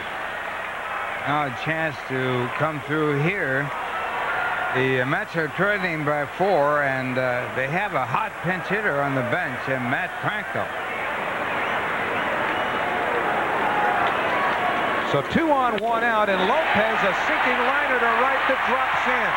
McRae had a hold up, so he'll be stopped at 3rd, and the Mets have the bases loaded, and Leiter will be called back. Second time the Mets have not scored a runner from second base on a base hit to the outfield in this game. Yeah, the first time Mike Piazza was on second base, the ball was hit into center field to Sean Dunston, and Cookie Rojas decided to hold Piazza at third base because of Dunston's strong throwing arm. But once again, the spotlight is going to be put on Matt Franco. Hit a dramatic home run in the Dodgers series. So Matt Franco will represent the tying run at home plate for the Mets. He's had one hit in 3 prior appearances against Mark Gardner. Boyd here on Saturday, a pinch hit home run in the 9th inning to tie the ball game against the Dodgers. His first home run of the year as a pinch hitter, and it tied the game. Alfonso won it later with a double, and the Mets came from behind in the 9th inning to win. And that was a big win for the Mets. And now Dusty Baker out to talk it over with his pitcher Gardner. There's action in the bullpen for the Giants and also for the Mets. He asked Gardner how he's feeling. Batting for the Mets, bottom of the 9th, and here's Lindsey Nelson. He's to left. It's going down for a home run. The Mets win the ball game. The Mets win the ball game as Ron Swoboda hits a 3-run homer. Ron Hunt is coming on to score. Johnny Stevenson is coming on to score. Ron Swoboda is coming on. That was one of the most remarkable games in early Mets history. Juan Marichal of the Giants was pitching a perfect game through 5 2/3, and the Met manager Wes Westrom let his pitcher hit Dennis Rydman. He broke up the perfect game. The Mets would go on to win it on that Swoboda home run. So now Al Leiter and company hoping for a similar comeback tonight, and Todd Pratt will bat for Matt Franco. So the left-hander Rich Rodriguez into the ball game now for the Giants. Matt Franco had been announced, and so Todd Pratt, right-hand hitter, will bat for the left-hand pinch hitter Matt Franco. Brian McRae at third, Carlos Baerga at second, and Louis Lopez at first. Now you know Pratt's story. He was to be optioned down to Norfolk at the trade deadline after the acquisitions made by Steve Phillips, and then after the injury to Butch Husky the other day. That was on Sunday. Pratt, who never left New York, was able to come right back. That's the key. Just don't leave. When they tell you you're going to minor league, say I'm not going. Well, his luggage went. And the 1-0 from Rodriguez. Fastball on the outside corner. Pratt was certainly not happy about being sent down, and Bobby Valentine said it was the most not ridiculous, but the most ridiculously uncomfortable feeling that he had in informing a player that he had to go down because of how well Todd Dunston's coming up. It was a numbers thing. He was going to go down there and play some first base in the outfield and come back perhaps before September 1st. And he's here a lot sooner than that. And a line drive, base hit for Pratt. Here comes McRae. Here comes Baerga. On his way to third is Lopez. Pratt delivers a 2-run single, and the Giant lead is now 4-2.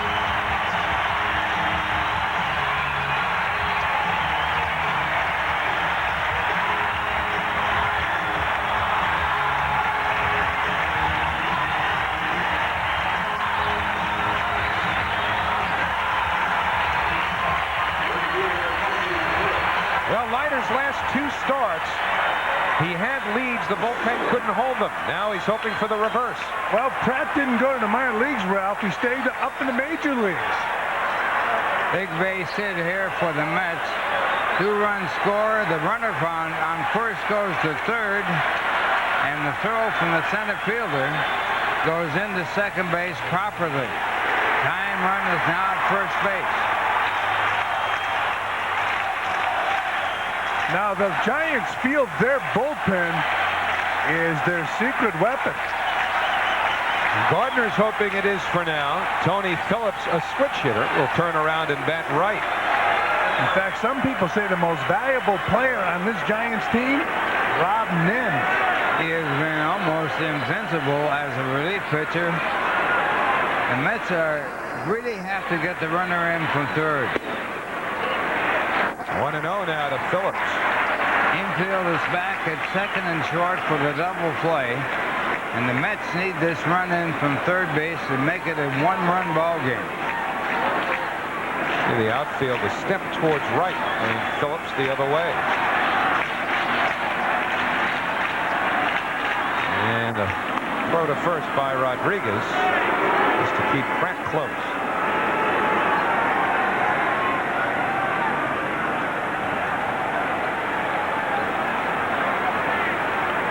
Todd Pratt, who was not happy about being optioned, had 72 hours to report to Norfolk. He wasn't balking at going down, but he certainly wasn't thrilled.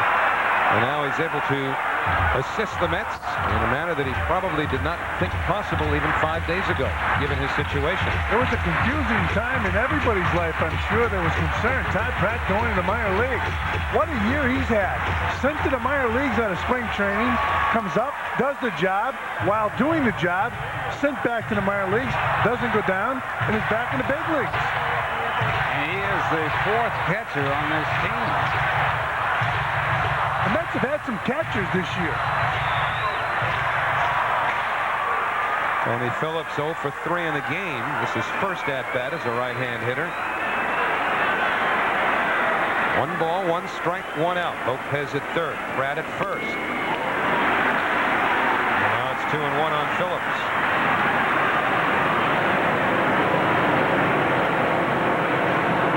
Gardner got credit for 5 1/3 innings of work. Gave up 7 hits. Both runs to this point charged to him. Runner on third is his responsibility. And a line drive, base hit, fair ball headed towards the corner. Lopez scores. Pratt on his way to third. Bonds up with the ball. Pratt being held at third. Into second with a double goes Tony Phillips. It's now 4-3 San Francisco. The tying run is at third. The go-ahead run at second with 1 man out.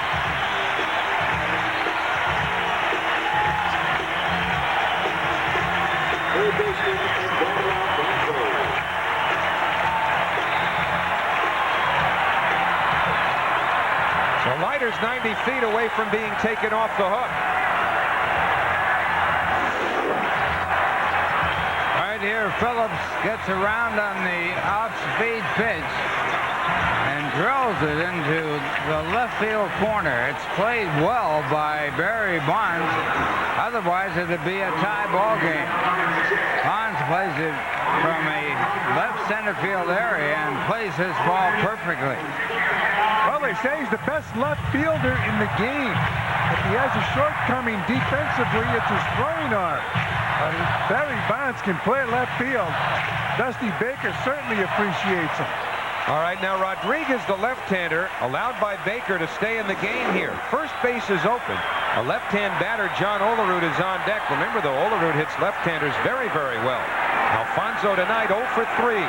Giants have the infield back at short and second, even with the bags on the corners.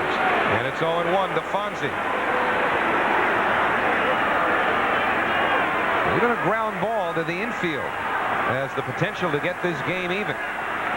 Mets with 3 runs in. They now have 9 hits. They've out-hit the Giants 9-7. Rodriguez missed away, 1-1. Got to get this run in from third base. And here's the guy, as far as situational hitting, if there is such a thing, he's got to be the best or one of the best on the Mets. Certainly was last year.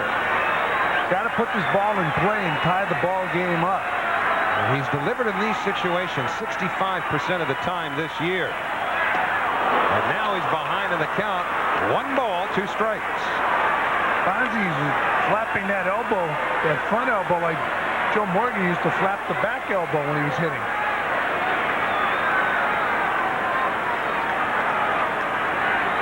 That is pronounced.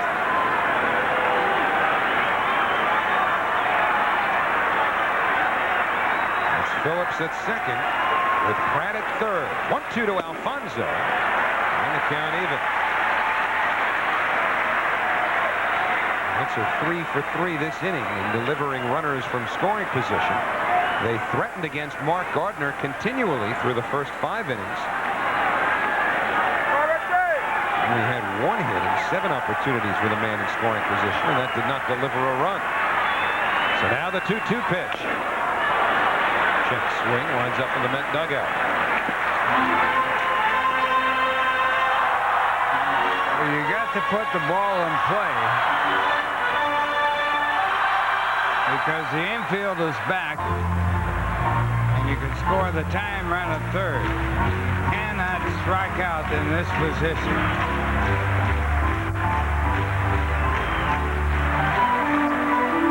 Especially a guy like Alfonso, whose forte is putting the ball in play, making contact.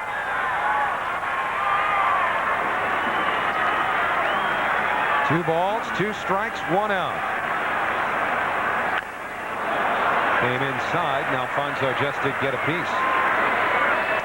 Remember, Alfonso won that game in the 9th inning against the Dodgers with a double, which is a big turnaround game for the Mets after blowing the first game of that series, and the Dodgers rallied to come from behind.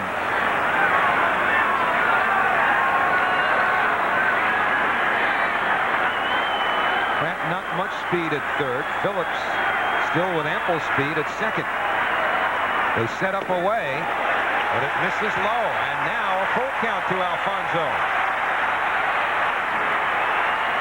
Gardner had a 4-0 lead. The 3 Met runs have been charged to him. Leiter can be taken off the hook if the Mets can deliver Pratt from third. Pratt is the responsibility of Rich Rodriguez, who's on the mound now, as is Phillips at second base. And the payoff pitch. This should tie the game. Pratt shoves to the plate. Alfonso out at first, but the Mets have tied it at 4. Now the starting pitchers, for the time being, are out of the equation unless the Mets can deliver Phillips, and then Leiter would be in position to win the game. Yeah, Leiter wasn't thinking about a tie in that dugout. He's thinking about a victory. He's happy to be off the hook, but he's got a chance of winning the ball game if Olerud can drive in the run from second base. Alfonso put the ball in play, and it's an out, but it's a good out.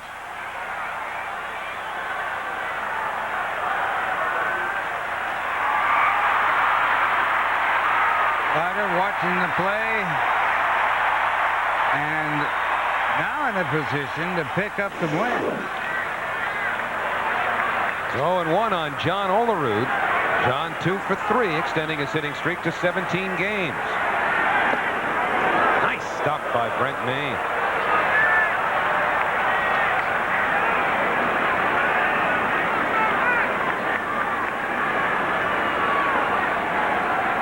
John Olerud at that Met magic number of 340. With Cleon Jones hit in 1969, the highest single season batting average in Mets history. Olerud's hit just a shade under that against left-handers this year. So this is no big deal for John. But he gets jammed and rolls it to second.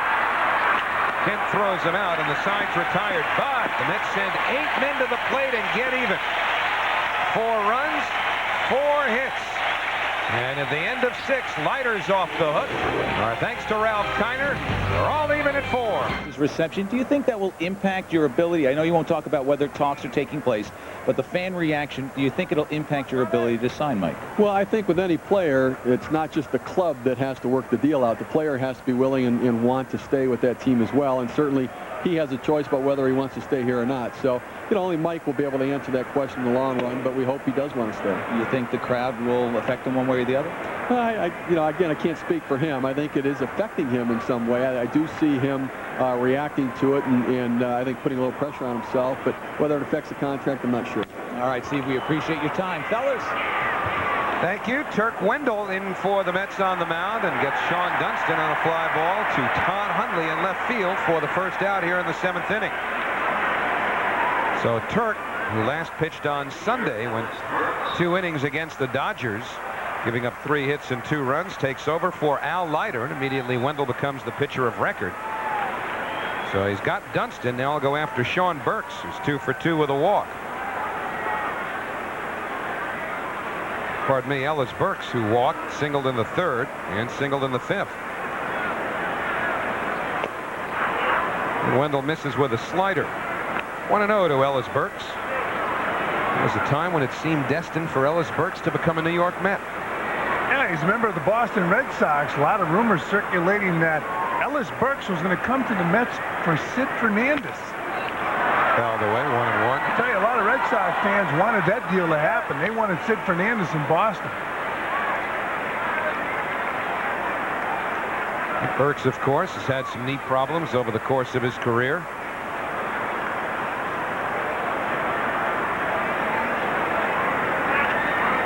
Burks never really lived up to his potential in Boston. He did it in Denver. 2 balls, 1 strike now to Burks. The problem with that word potential is somebody else is putting it on you.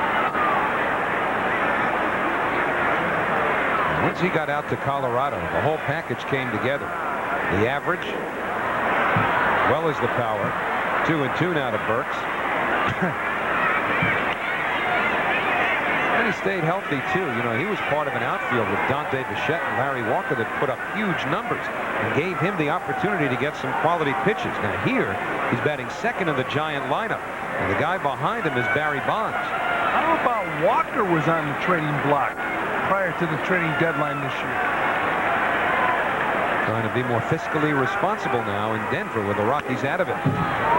2-2 on Burks still as he fouls it back. And Bonds waiting on deck. And people wonder if Barry Bonds will be with the Giants after this year. I would think he would be, for the simple reason they've got that new ballpark opening up in the China Basin the year after next. Still the marquee player with the San Francisco Giants. 2-2 to Burks. And he fouls the slider back. New York Mets baseball is brought to you in part by the Dime, the bank that's with you all the way.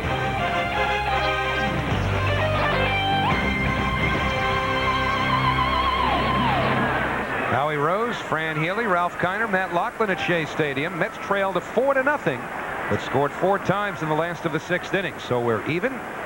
Turk Wendell deals 2-2, and that hit the knob of Burke's bat.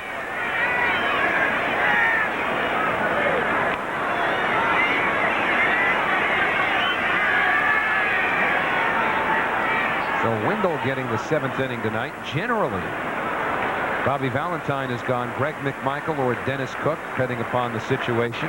7th inning on. McMichael failed in that role last night, and now Wendell gets a breaking ball past Burks for a call, strike 3. So Turk has picked up the first 2 outs here in the 7th, and Bonds will be next. Oh, Burks striding into that ball. Look where it ends up, right on the inside part of the plate. Right in this area here. It's a tough pitch to hit, and Ellis Burks takes it for strike 3. So Burks back to the bench. Bonds 1 for 3. Drove in 2 runs with a single in the 3rd inning. And takes breaking ball low. 1-0 to Bonds. Bonds 1 for 4 in his career against Turk Wendell. And the breaking ball hit to straightaway center. In comes McRae. And a strong inning for Turk Wendell. It's time for the 7th inning fetch. But there's not much to fetch about now. Maybe when they were down 4-0. But with the Mets having put up 4 runs in the bottom of the 6th inning, as some would say, the Mets performed the mitzvah for their fans in the bottom of that inning. So now, even at 4, it'll be Mike Piazza, Brian McRae, and Todd Hundley.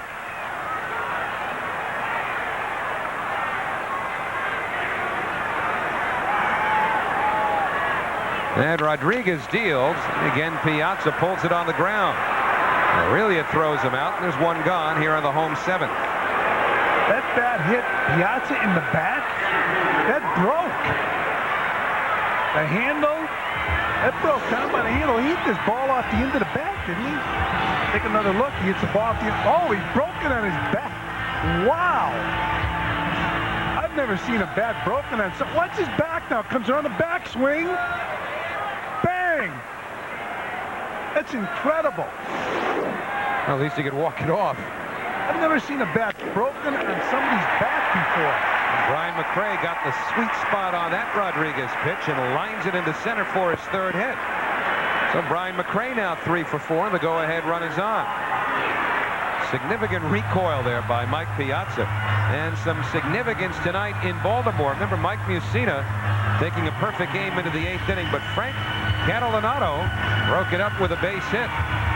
Orioles still leading the Tigers, as you see, 3-0. Hey, how strong is Mike Piazza? I give up. Take a look at that.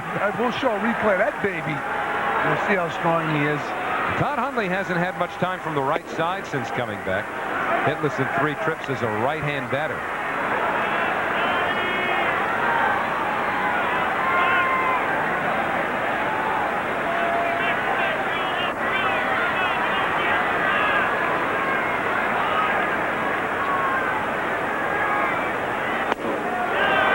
Now to Todd.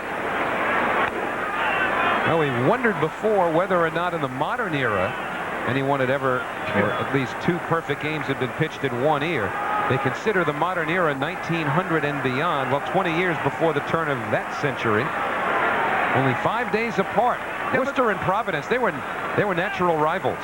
Yeah, but the mound, thanks to Elias. Oh, here he goes. But the mound, I don't even believe the mound was 60 feet 6 inches back then. It might have been. It was a lot shorter. There, I think we're throwing underhanded back then. Imagine Nolan Ryan pitching in that game. What, it had been 60 feet 6 inches forever? No, it hasn't. Outside to Hundley, 2-1. It's been moved once. Probably by a hitter.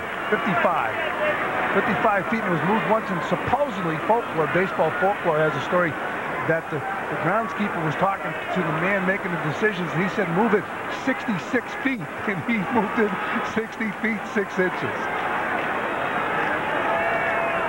Must have been an old catcher. 2-2 now to Hundley.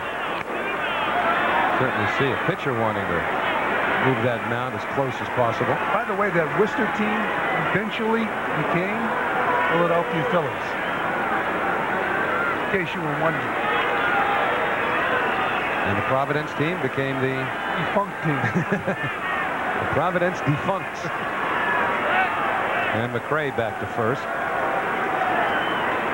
You know, they've always considered the modern era 1900 and beyond, but with all the changes that have transpired in the game just over the last 50 years, pretty soon you may start having to build another layer of separation into some of the records. Dead ball era, for example. I don't buy that. Babe Ruth was the only one using a live ball back then? He called Frank Baker Home Run Baker, and he hit something like 13 home runs one year to lead the league. Ralph Kiner just reminded me one-time walks with base hits. I'd have loved to play then. I've been ducking all over the place. 2-2 to Hundley, pulled towards the hole, and Aurelia can't keep it from going through. McRae will stop at second now as Bonds bobbles it. McRae to third, and he's in there. Good hustle by Brian McRae. Barry Bonds bobbled the ball, and he tried to get the ball in a hurry. McRae taking advantage of the error. Good reaction by Brian McRae, utilizing his speed. And here it is again. Base hit into left field. Barry Bonds bobbles it momentarily, but hustles to it. And McRae is able to take advantage of the error. Good base running by Brian McRae. Around second base, ball's in front of him. And he takes the chance, and he wins. So because of the error, the 4th of the year committed by Bonds, the Mets now have the go-ahead run at third base in the person of McRae with Hundley on at first. Keep a couple of things in mind here, just in case Baerga hits it on the ground. You've got a slow runner at first. And as we mentioned before, Carlos Baerga prone to grounding into the double play. In fact, only a couple of hitters, Jeff Cirillo and Dante Bichette, in the entire National League have grounded into more double plays than Baerga, who's grounded into 17.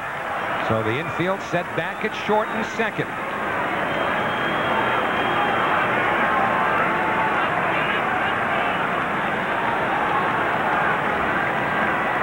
Baerga batting from the right side for the first time tonight after going 2 for 2, being hit by a pitch from the left side. And a strike to Carlos, 0-1. So who charged Bonds with the error? He did it. Red Foley. Tonight's score of the game brought to you by NAM, National Arbitration and Mediation, the most timely, cost-effective way to settle your legal disputes. Red Foley and Barry Bonds. No settling that dispute. Runners at the corners, 0-1 to Baerga with 1 out. Towards the hole. Kent will have to go to first. The Mets take the lead. Baerga retired, but on the run batted in by Carlos Baerga, it is 5-4 New York. Baerga doing what Alfonso did last inning, making contact. And he got Kent to range far to his left to get the runner at first. But Hundley moves to second, and because of Barry Bonds' error, Brian McRae is able to score on a ground ball out. Baerga had to put it in play, and he did. And they just do get him at first base. Joe Carter making the grab, but Brian McRae scored the go-ahead run. So for the first time tonight, the Mets have the lead. McRae 3 hits and 2 runs scored tonight. And Luis Lopez swings through a slider, 0-1. You know, we talked about the most valuable player on the Giant Ball Club. And a lot of people feel it's Rob Nin. Barry Bonds is an MVP, but Rob Nin this year might be the MVP in the Giants. He's been a dominating pitcher. As Ralph Kiner mentioned, you keep him out of the ball game with that run. Going to get a pinch runner. Lenny Harris pinch running for Todd Hundley. To beat the Giants, you got to keep Nin in the bullpen. So Todd leaves the game with a single in 4 trips. And Lenny Harris will run for him and presumably stay in the game in left field.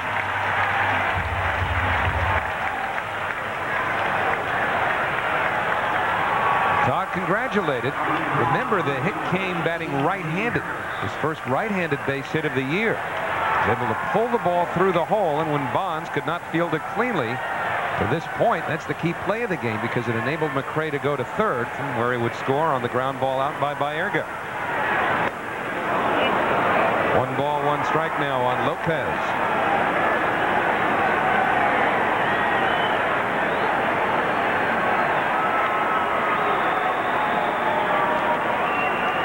Dusty Baker still working that toothpick.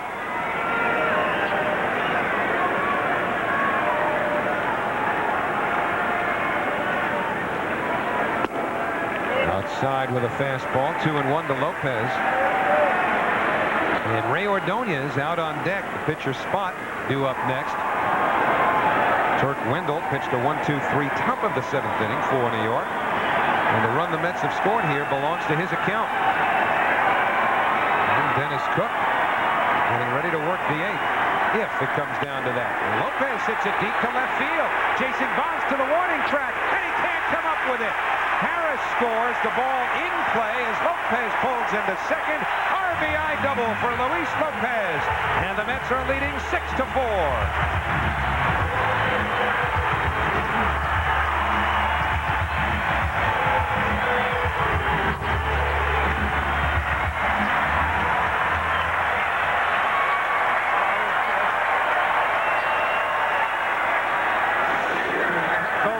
Lopez hammering his ball over at Barry Bonds' head in left field.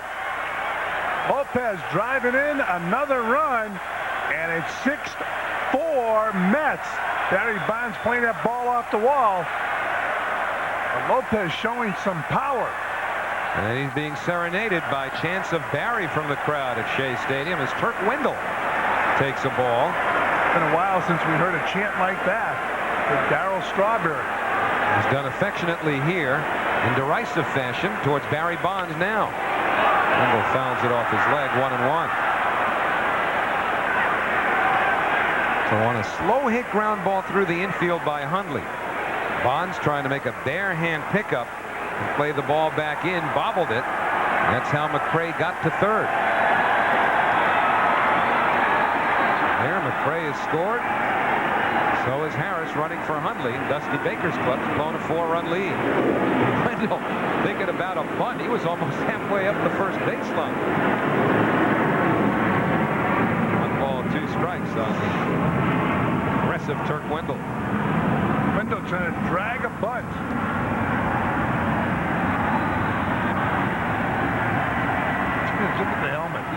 see. Makes contact. Kent gets to it, and Wendell retired. Well, you see Wendell hit the bag like that. You're thinking, I don't blow a hamstring or a calf muscle on a ground ball, because he'll be needed if, in fact, he comes in to pitch this inning. The Mets have taken the lead for the Mets defensively as we go to the 8th inning now. Tony Phillips moves from right field to left field. Remember, Lenny Harris ran for Todd Hundley, who was playing left, so Harris will go in. And there is Lenny Harris now in right field. And taking over at shortstop for the Mets, Ray Ordonez. Turk Wendell remains in the game on the mound. Oh, one of the stories here, Barry Bonds, the miscue in left field, allowing Brian McRae to go from second to third and then scoring on an infield out. But Bonds hustled after the ball. He just made an error. Considered the best left fielder in the game. 0-1 on Jeff Kent. One other change for the Mets defensively. Luis Lopez moves from shortstop to second base, replacing Carlos Baerga. Foul to the screen, 0-2.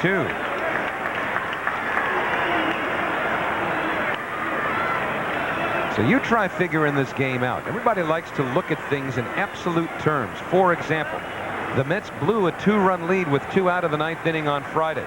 And the absolute assumption was that it would hinder them for days, maybe weeks to come. So what happens the next night? The Mets come from behind in the 9th inning to beat the Dodgers. 1-2 to Kent. And people are thinking, well, that's going to fuel the Mets to greater heights.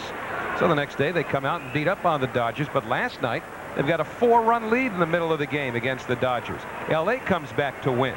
Tonight the Giants, first of a series, with a 4-run lead going to the bottom of the 6th inning. The Mets tied it in the 6th and have pulled ahead as we now move into the 8th inning. 6-4 New York. So what does all of those absolute assumptions total up? A whole lot of speculation, conjecture, and nothing. 2-2. Well, I mean, it's proof positive about 4 times over now in the last 5 days.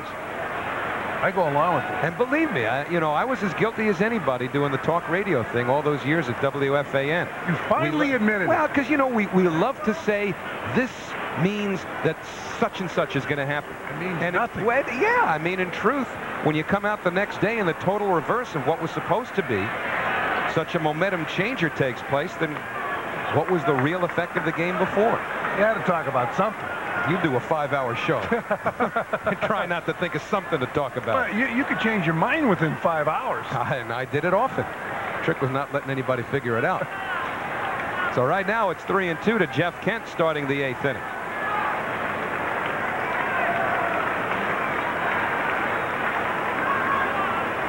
Starting play tonight, the Giants were a game and a half in front of the Mets for the wild card. And the Mets were 3 behind the wild card leaders, if such a phrase is accurate, Chicago. Cubs have defeated Arizona 2-0 tonight. Payoff pitch to Kent. Ordonez just off the bench, and there's 1 man away. Ray Ordonez has a bad head cold. One of the reasons Bobby Valentine decided to sit him tonight for a while. Ordonez ranging to his left, gloves the ball and comes up throwing. He makes this defense look easy.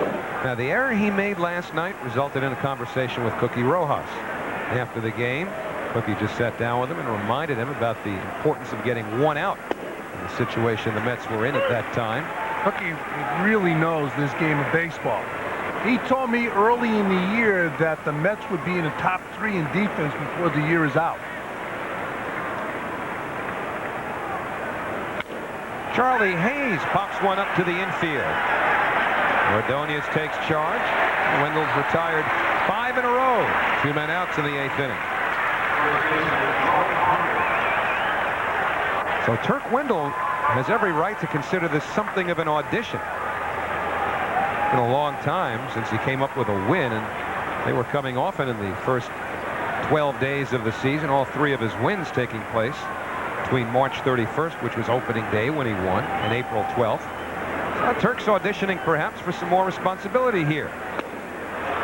Throws a slider past Joe Carter. 0-1. Slider that hung in the strike zone a little bit. Just goes to show you, not all hangers are hammered. Carter fouls this one off, and so advantage Wendell. 0-2. How badly does he want success tonight?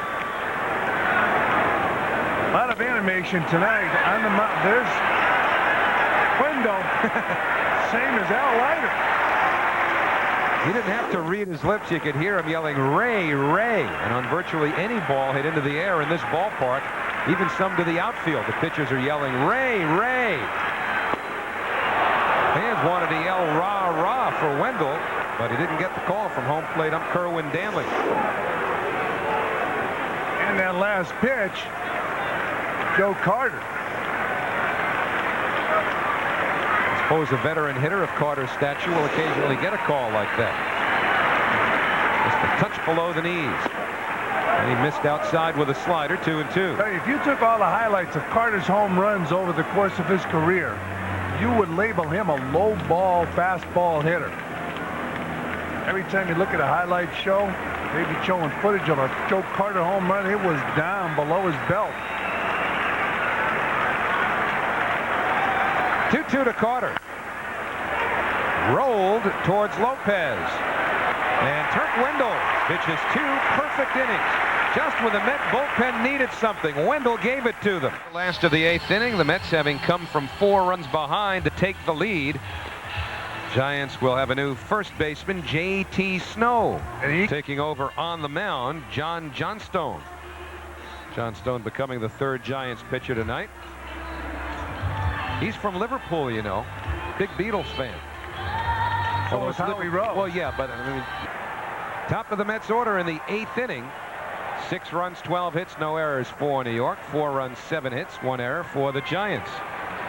Tony Phillips doubled in a run in the 6th inning. Phillips 1 for 4. And Johnstone starts him off with a fastball up and away. 1 ball, no strikes.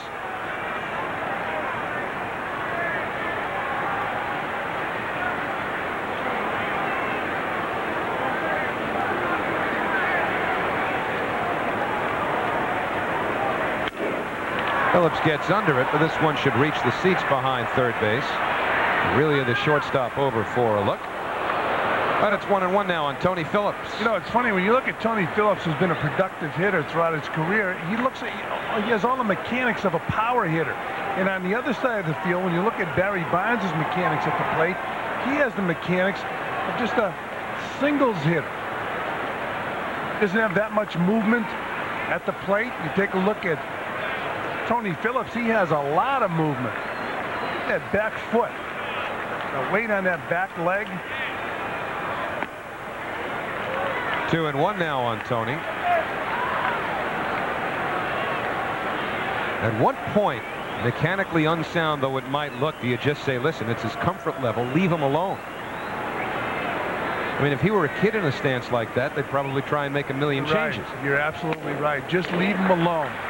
Let, you know, when somebody goes out there, there's nothing absolute in baseball.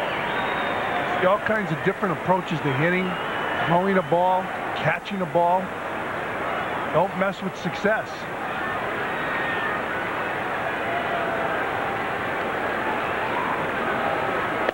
And the 3-1 pitch on the inside corner. Well, somebody told Tony Phillips when he was a youngster, make sure you keep your weight back. And he does.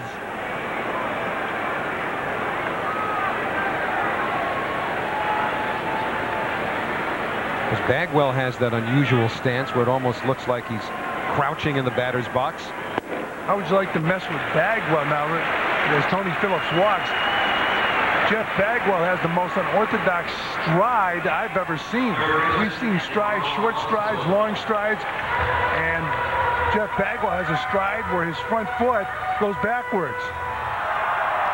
Well, now Edgardo Alfonzo take a good long look at Cookie Rojas to see if Bobby Valentine puts a play on here. The Mets with a 2-run lead, and Phillips drawing the leadoff walk, doing exactly what the Mets want him to do tonight. For example, been on base twice in 5 trips. compute that out mathematically. That's a 400 on base percentage. 1-0 to Alfonso. That's what the real good on base percentage hitters will do. Get on base about 40% of the time or more. Phillips with good speed. Alfonso, pretty good contact hitter. Mets already ahead by 2. Do you put him in motion? Yeah, and as they get more comfortable, the Mets with Phillips, I'm sure there's going to be a lot of hitting behind Phillips from Alfonso. Phillips running. Alfonso on weak offering, and Phillips gets in there. Jeff Kent missed the tag. Ball beat him. Nice throw by Brent Maine. He got the ball down to Jeff Kent. And we've seen it a lot this year, how important the tag is. You got to stay away from the sweep tag. You got to use the slap tag. And here's Phillips with the hit and run. He realized, I'm a dead duck. He slides in, and you see the sweep tag. Kent going down right here. He misses him because of the sweep tag. If he goes down with the slap tag, he gets him. But the sweep tag misses him, and you really have to applaud second base umpire Jeff Nelson for the call because the ball beat the runner. So a break for the Mets as Phillips winds up in scoring position with nobody out. And excuse me, Howie, the reason the umpires are really on top of these calls now, because of a camera shot that we just saw. That was a great shot.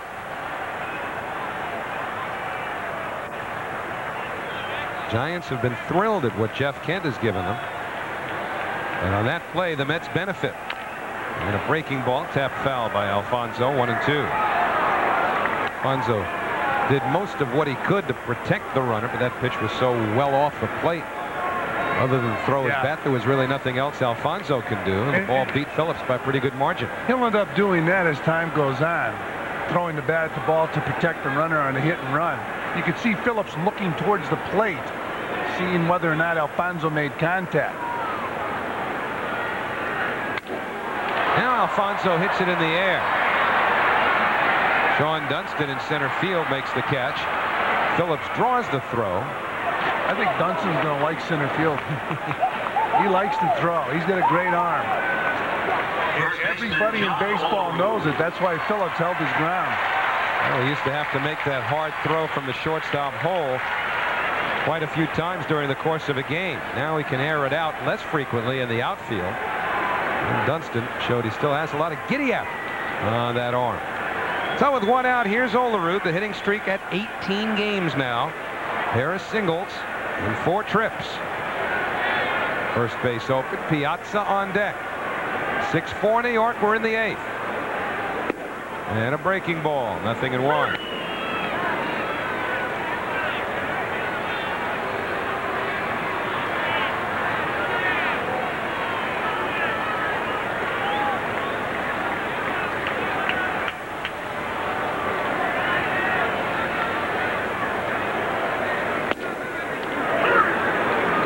And 2 now as Johnstone gets the fastball over.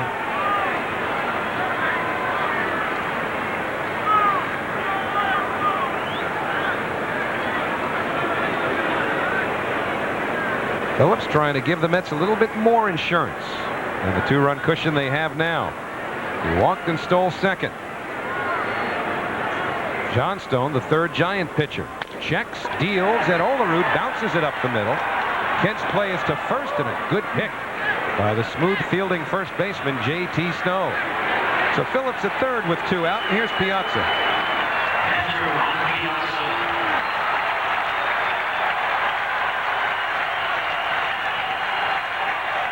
Piazza has walked twice. He's flied to center and grounded to short in 4 plate appearances.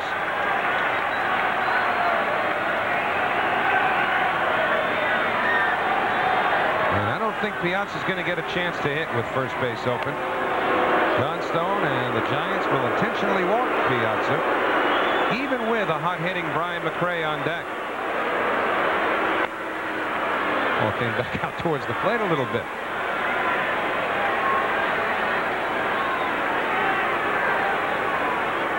So they'll complete the intentional walk to Mike Piazza, who will have been walked for the 3rd time. And the big rivalry, one of the big rivalries in baseball, the Giants and the Dodgers. And the Giants still reacting to that old Dodger, Mike Piazza. Now we'll take a look at our Coors Light play of the game. And it was a big one. It was a base hit off the bat of Todd Hundley.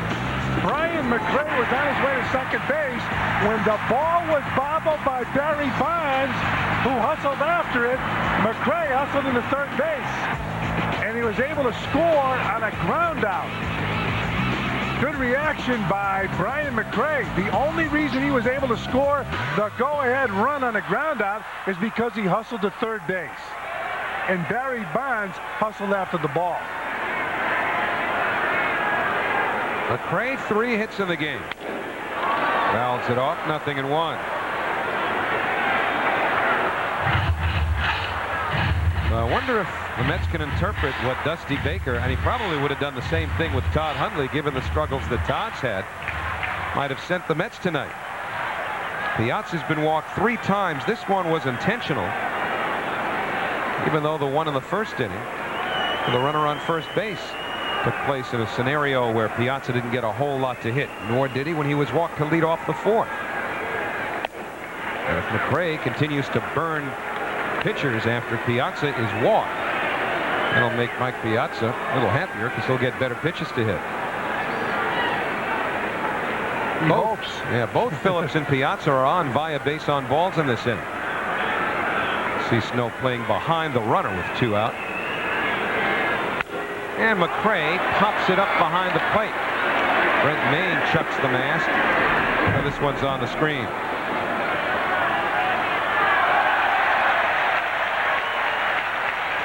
So 1-2 to McRae with 2 outs. If you want to look ahead to the top of the 9th inning, the Giants will be scheduled to send up the bottom third of their order. Brent Mayne, Rich Aurelia, and J.T. Snows now hitting in the number 9 spot after Dusty Baker made the double switch. John Franco's been throwing in the bullpen, and in all likelihood will come on to pitch the 9th inning. 1-2 with 2 men out. And somebody just threw a tennis ball out of the grandstand.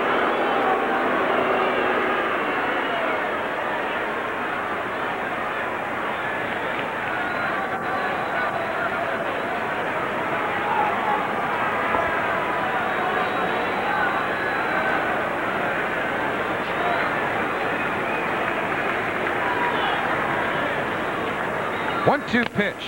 Got him. Johnstone went upstairs with a fastball. McRae tipped it, but Mayne held on. So will the Mets attempt to hold on as John Franco will try and nail it down. Themselves than they have in the past. You see John Franco's record: 0-6, 4.35 ERA, 21 saves. That's his favorite stat. Now, looking at some of the footage here today, Hank Greenberg and Sandy Koufax, how old the footage is. We showed the footage of Ron Swoboda's home run. It's amazing. Before the ball game, talking about the interactive television down in the field, about the Rangers and the Knicks coming up this winter. It should be quite a thing. So John Franco will try and bridge that gap. Not that they were all black and white when John started pitching. You know, they had color televisions back then. It's amazing how the people are really looking forward to this high-definition TV. Well, the Mets are looking for a save here from Franco in his first appearance since the contract extension having been signed, and Stan Javier will be a pinch hitter for Brent Mayne. So the veteran Stan Javier takes a fastball on the outside corner. And John signing as much as a reward for what he's done as anything else. New 2-year contract for John Franco, and John was talking about staying in shape. I know during the offseason, an opportunity to interview John Franco, and we would meet him here at Shea Stadium after a long day's workout. On the inside corner, so fastball away, fastball in, and quickly it's 0-2 to Javier. Here comes the dead fish. See if he bounces it.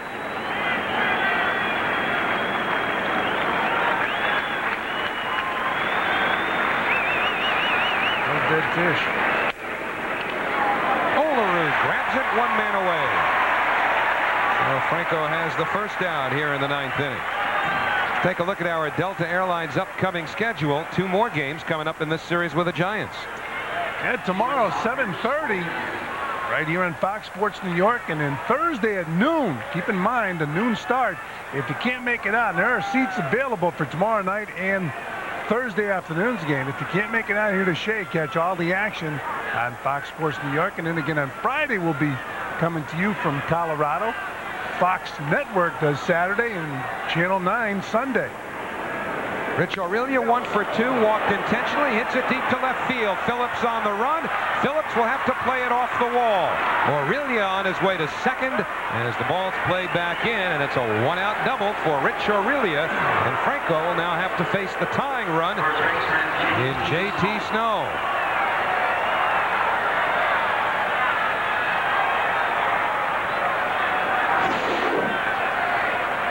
Well, Aurelia getting a pitch to hit when John Franco's up in the count, and Aurelia driving the ball to left field and picking up a double.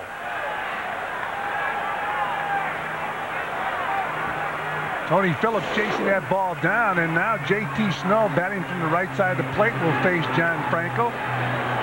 Snow does not hit much right-handed, either for average or opportunities. Snow, a switch hitter, used mostly against right-hand batting, or I should say against right-hand pitching. As a right-hand hitter, batting just 167. And the change in the dirt, 1-0. Dusty Baker trying to will his team to come from behind, as the Mets did when they were trailing 4-0.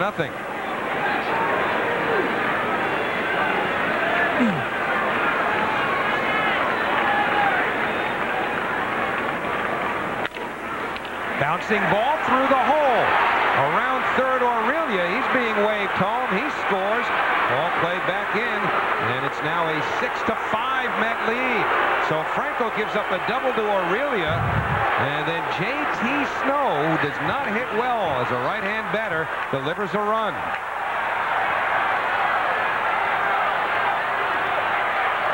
Remember now, Franco's last outing resulted in a loss on Friday night. And J.T. Snow taking that ball that was out over the plate and turning on it and driving the ball in the hole between third and short. Rich Aurelia coming around to score the 5th run of the ball game for the Giants.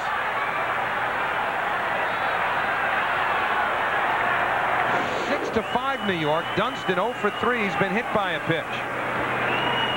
Olerud playing in front of the runner at first as Franco misses low, 1-0.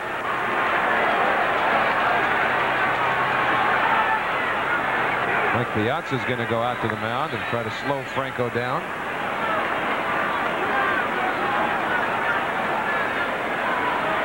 This is a situation when you have a veteran like John Franco who's been through the wars for so many years, not much you can say. John Franco just has to get the hitters out. You know what you're going to get from John if you're managing John, if you're playing against him. No secrets. Dunston's hit Franco well in his career, 6 out of 19 against him. J.T. Snow leads from first. And a grounder left side. Ordonez goes the short way and gets the force.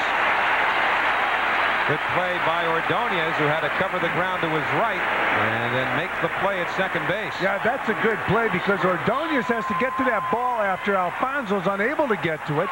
And then when he was throwing the ball, his right foot gave out. Should say the dirt underneath the right foot. Now watch Ordonez. See that?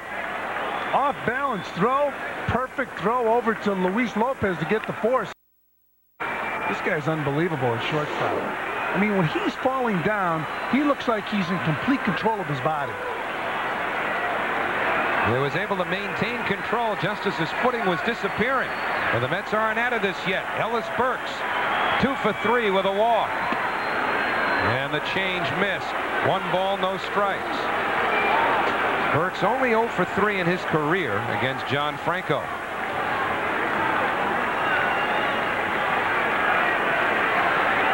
So the Mets with a 1-run lead with 2 outs in the 9th inning.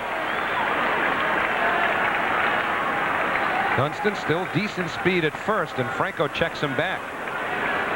Olerud continuing to play in front of the runner with a left-hand pitcher on the mound.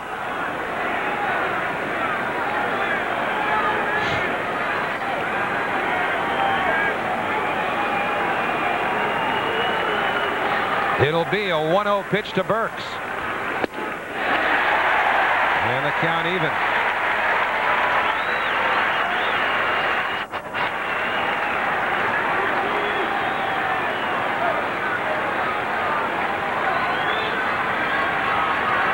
Dusty Baker hoping that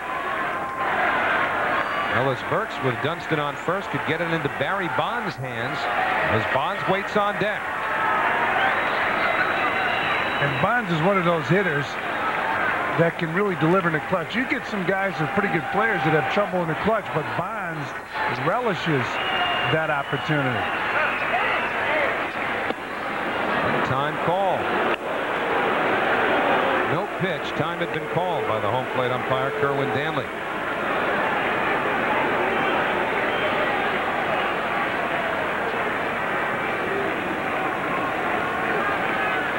On the day he signs a 2-year contract extension, a sticky situation develops. He had a 2-run lead entering the 9th. Now it's 1, and they've got the runner picked off. Oh! Ordonez drops the ball. This game was over. It was plain and simple. They had Dunston picked off, but Olerud's throw was dropped by Ordonez. And for all the spectacular plays, perhaps the simplest of plays, puts the Mets in a quandary. Yeah, simple catch. And we've seen Ordonez do it so many times. Ball hit off his glove. And I'm sure that's devastating to a pitcher because everybody knows how good Ordonez is with his glove. I'm not sure what type of an angle the throw was coming from with the runner bearing down on Ordonez. But it looked like he had a clear view. This is a better angle. Yeah, he had a clear view, really. All he had to do is catch that ball, make the tag. They're in the clubhouse now. Yeah. It's that simple a play. So now the Mets are going to have to try to bail Ordonez out, as he's done to them so often. Outside, 2-1. And remember, if it comes down to Franco facing Bonds, it was a Bonds error, which turned out to be the key play in the 7th inning when the Mets scored 2 runs to break a 4-4 tie.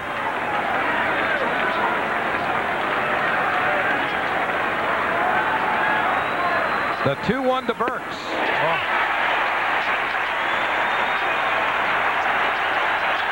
Oh, the crowd at Shea will rise and hope that Franco can close this thing out. If he can, the Mets will be a half game behind the Giants in the wild card race. Keep in mind the teams are even as of this second in the loss column. So the Mets would have an advantage there. But Franco's work is not done yet. 2 balls, 2 strikes, 2 out. Tying run at second. Barry Bonds on deck. Piazza kept it close enough so that Dunston would not take any chances. When you catch John Franco, you got to use your glove like a shovel. Mike Piazza kept that ball in front of him as Steve Phillips looks on.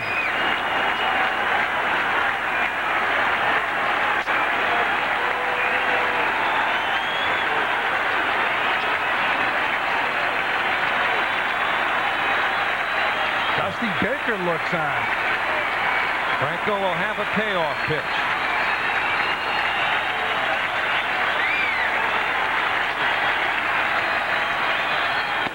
Outside. It'll come down to Bonds.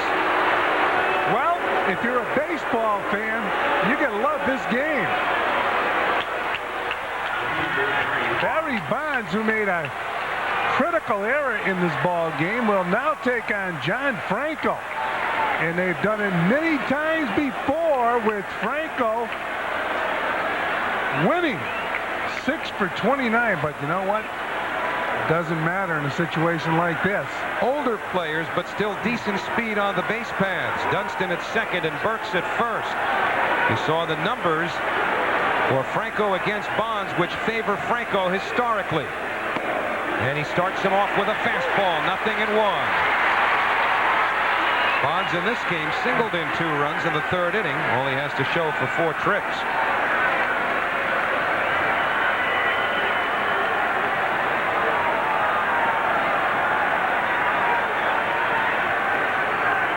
Outfield a step towards right. The infield back. Bonds did not go around 1-1 on that infield. Priority number 1 to just keep the ball on the infield. Make sure that the runner at second, Sean Dunston, could get no further than third if Bonds hits one in the hole. Then worry about first base. And now it's 1-2. A classic duel between two veterans. You gotta love this. Well, if you spend your money and come out to the ballpark on a gorgeous night, why not have it come down to this? I wonder if that's the same toothpick that Dusty was using in the first inning. 1 ball, 2 strikes, 2 out.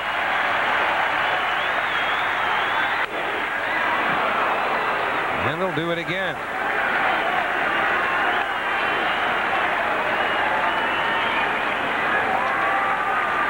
Barry Bonds would do everything to try to relax himself. You can see them taking a deep breath, not only Barry Bonds, but John Franco. Showing you the alignment.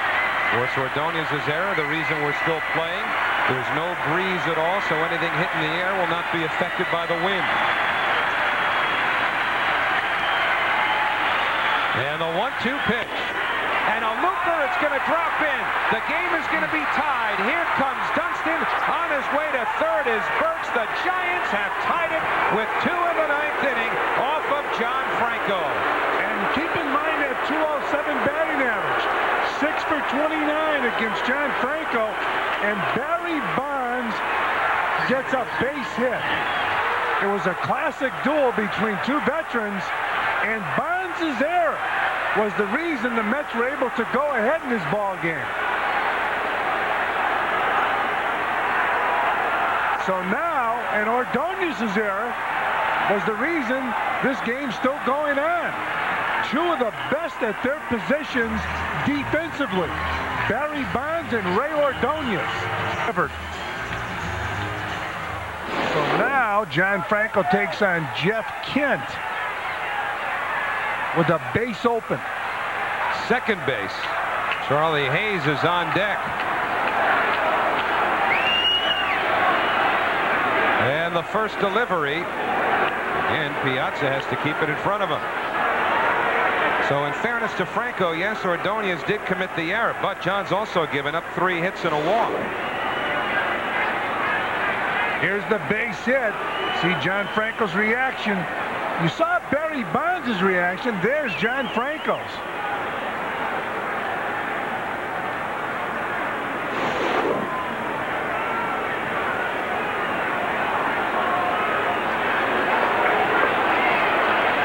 Bonds got the chance to atone for his error. Dennis Cook had been throwing earlier in this inning in the bullpen. Bob Apodaca on the phone. Might well be getting back up. Barry Bonds saying, don't worry about me. Oh, Barry Bonds might go out and steal second base. Off the plate, 2-0. Right now, Barry could steal second base, and a base hit would drive in 2 runs.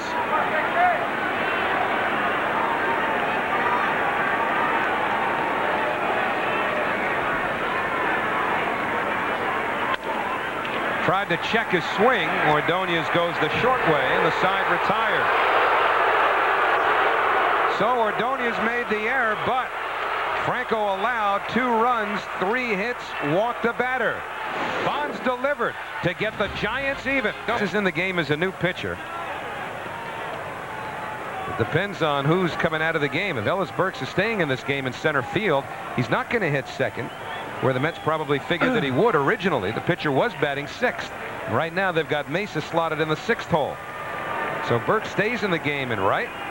More importantly, the Mets finally get to bat in the last of the 9th inning, which wasn't their plan in the first place. Starting the top of the inning with a 2-run lead. Now he doesn't know any more about it than Dusty, does he? Are you kidding? That was a great reaction. I can't believe Dusty's doing that. Lenny Harris bounces it foul. J.T. Snow tried to pull that into fair territory and have a play at first base. When you came to the ball game as a kid, did you keep score? Oh, yeah, I didn't feel like I was in the game if I wasn't keeping score. Although with this situation here in the 9th inning, I'm not so sure I'm in it right now. Even the scoreboard here doesn't have it all figured out, so this poor guy can't look up at the scoreboard and make sense of it. He did. He took a look at it, and his reaction was, I don't believe it. Dusty's not going to share it. And on the off-speed pitch, Harris behind Mesa now, ball and 2 strikes. Now they've got it figured out now. Sean Dunston, who was playing center field, comes out of the game.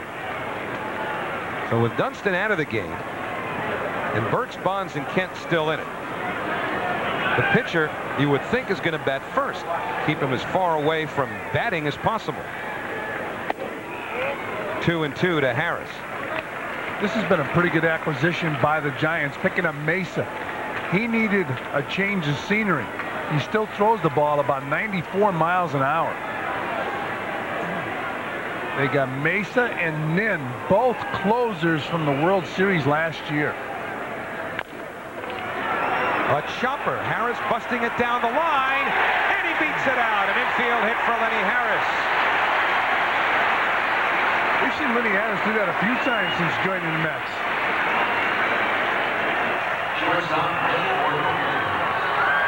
So the winning run on Ordonez in a sacrifice situation coming up. And the old Baltimore chop. And Jeff Kent could only shuffle the ball at first, but Harris with good speed beating the throw. Another angle. JT Snow trying to steal it the way, if you watch his back foot, the way he pulled it off the base in a hurry, he knew Lenny Harris was going to beat the throw. He tried to decoy the first base umpire, Jim Quick. Ordonez likely to beat bunting. That's certainly the way the Giants play it on the infield as they charge from the corners. Pitch a strike, 0-1. Remember, Ordonez's error, the key play now, following the error made by Bonds, which took place in the 7th inning. Ordonez catches the throw to first from Olerud. This game's over. 2 Gold Glove winners. Barry Bonds a Gold Glove winner. Ray Ordonez a Gold Glove winner.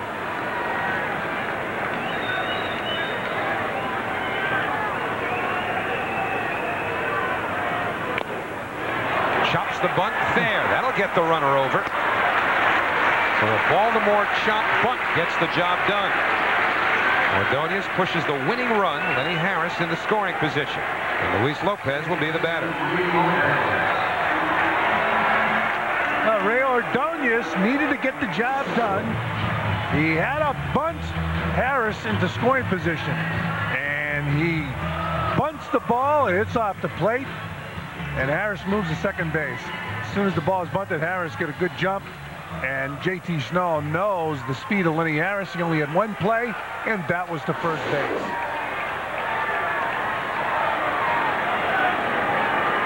So Harris the winning run at second. Lopez has 2 for 4. He drove in a run with a double in the 7th inning. 0-1 now to Louis. Lopez started the game at shortstop, moved over to second when Ordonez came into it.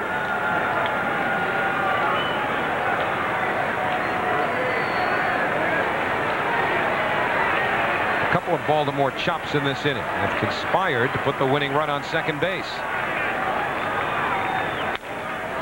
Fouled away, 0-2. Remember, Mesa throws very, very hard.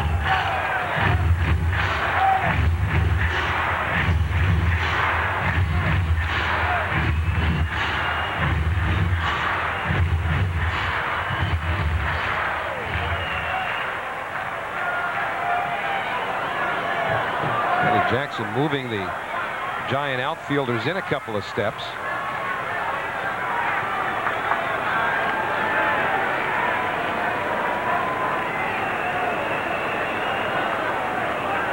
And Mesa yields Harris back to second.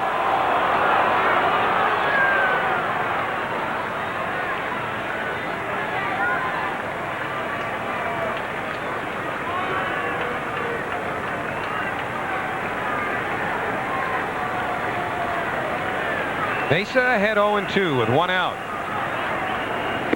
And Lopez goes down swinging.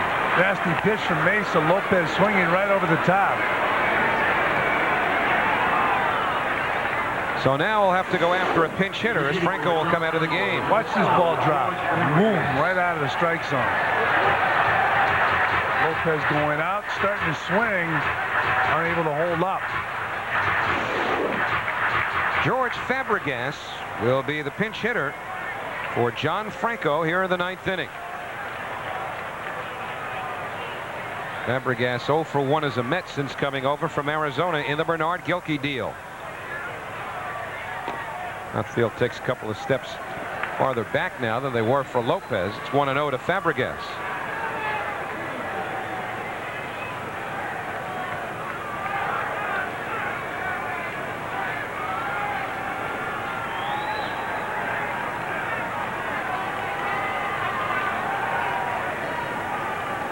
And the 1-0 pitch evens the count.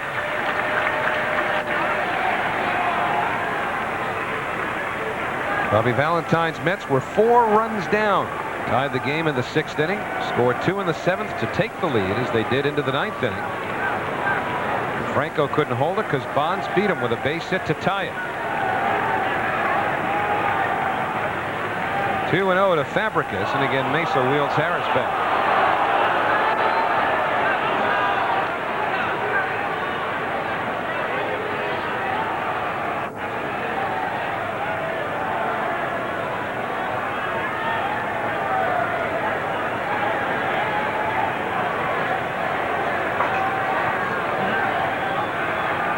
And the 2-0 pitch fouled away.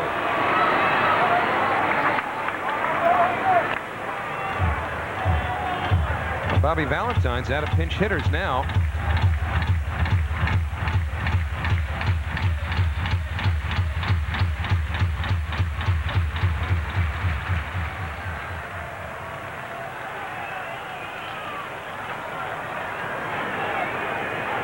Means Piazza better stay in one piece.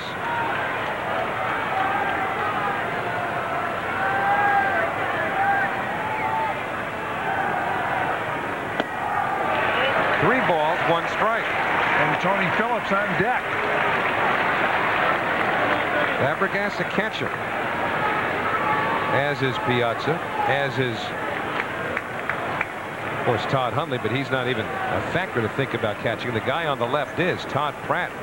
He's been used. He had a 2-run single. Matt Franco, an emergency catcher, is out of the game. Never got to the plate after being announced as a pinch hitter. So the 3-1 to Fabregas, and it was gas. So the count full. Mesa trying to pitch this game into extra innings.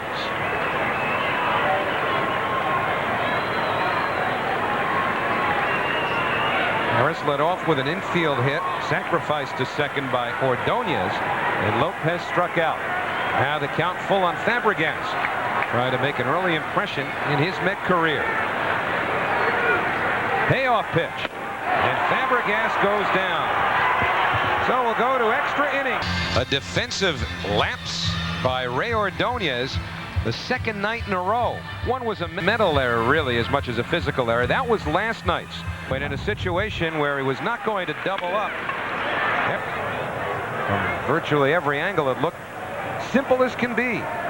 So now we go to the 10th inning. Bonds hit tied it. And Charlie Hayes will lead off against Dennis Cook, who takes over from John Franco.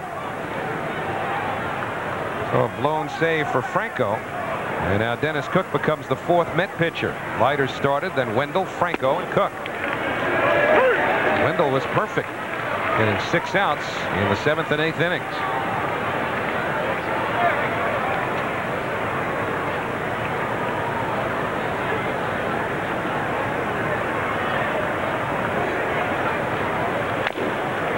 Slowly hit. Alfonso has time, and there's 1 out. Charlie Hayes wasn't exactly busting it down the line.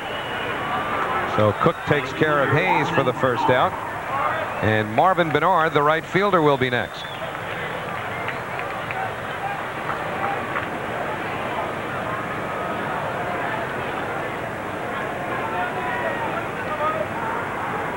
Dennis Cook got into last night's game. Did not throw much, only threw 12 pitches, working a third of an inning.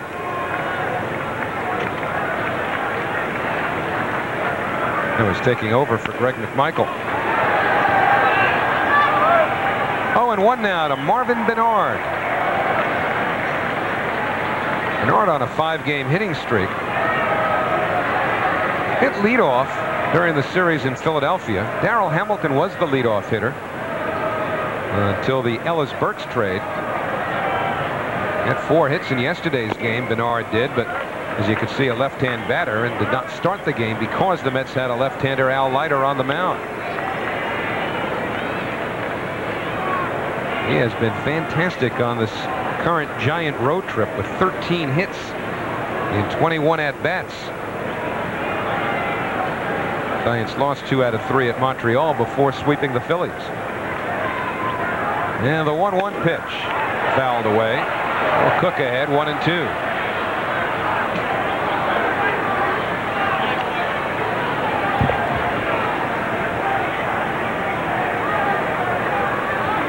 This is not a pinch hitting appearance for Bernard against Dennis Cook, as Bernard was one of the multitude of switches made by Dusty Baker. It took a while to get it all straightened out, but Bernard's having an outstanding season off the bench with 10 pinch hits. And the Giants have had trouble with Cook in the past.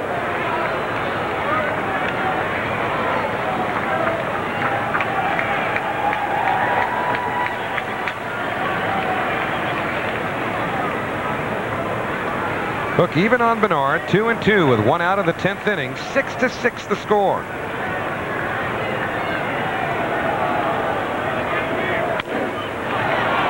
Now both teams are in that zone where it's going to be tough to digest a loss.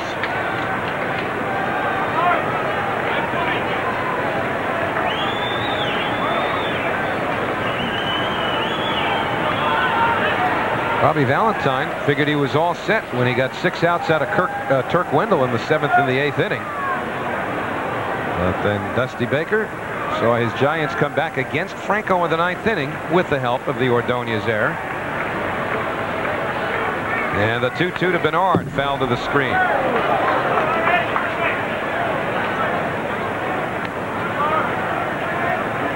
And it was a classic duel when Fonz got to the plate and muscled the ball into right field. He really has not had big success against John Franco, and John jammed him.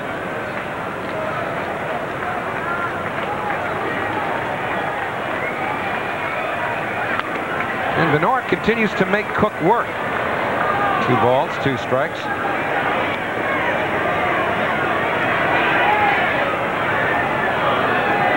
Fran mentioned the success that Cook's had against the Giants in the past. He's 4-1 lifetime, and the left hand, even with a left-hand batter, Marvin Bernard.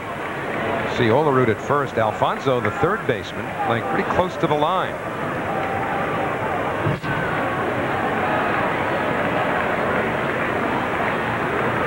And the 2-2 pitch upstairs. So Bernard making Cook work has run the count full.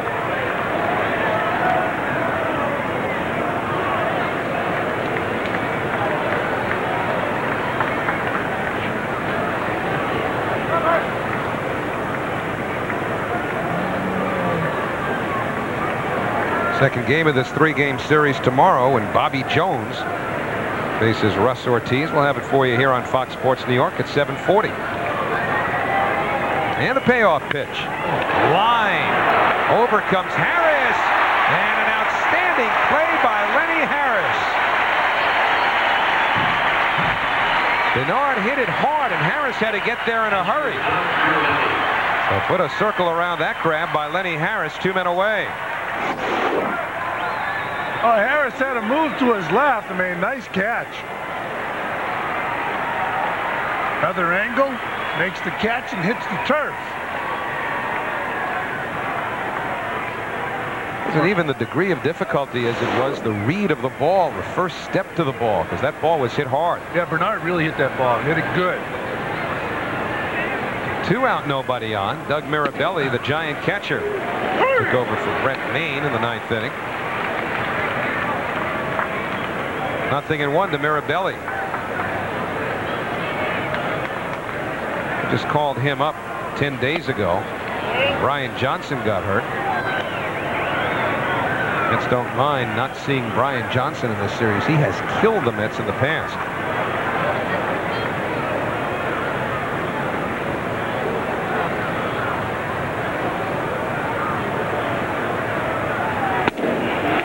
That's on the outside corner. Ball and 2 strikes. Let's see Cook's reaction to the catch by Lenny Harris. Bernard hitting the ball hard. And Cook said that's an easy now.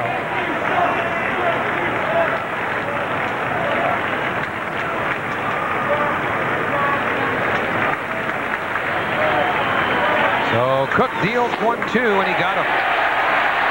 And as Cook gets Doug Mirabelli looking, and the Giants go in order in the...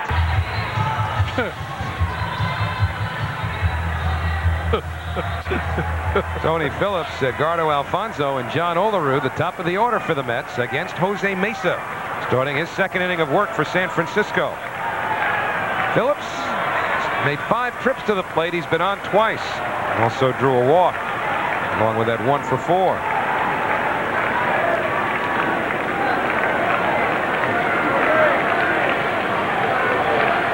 So Tony Phillips leading off against Jose Mesa.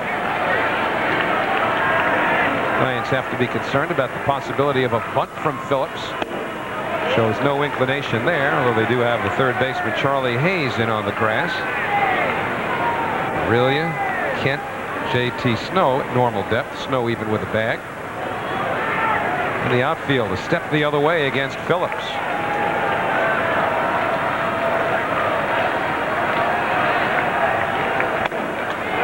Up and away, 2-0. Now, if you're Phillips and you're in a tie game and it's the 10th inning, do you take a strike here? Ahead in the count, 2-0. Well, he's the prototypical leadoff hitter. And he's hit Mesa well. Let him swing. 2 schools of thought. He'll get something hittable 2-0. That's right. Or he'll simply take a strike. And this guy's got a lot of years in the big leagues as a leadoff hitter. Got jammed. 2-1. Oh, he was hacking. Mets got him to get on base. Here he is leading off in the bottom of the 10th. A fresh piece of lumber for Phillips after breaking his bat on that jam job by Jose Mesa.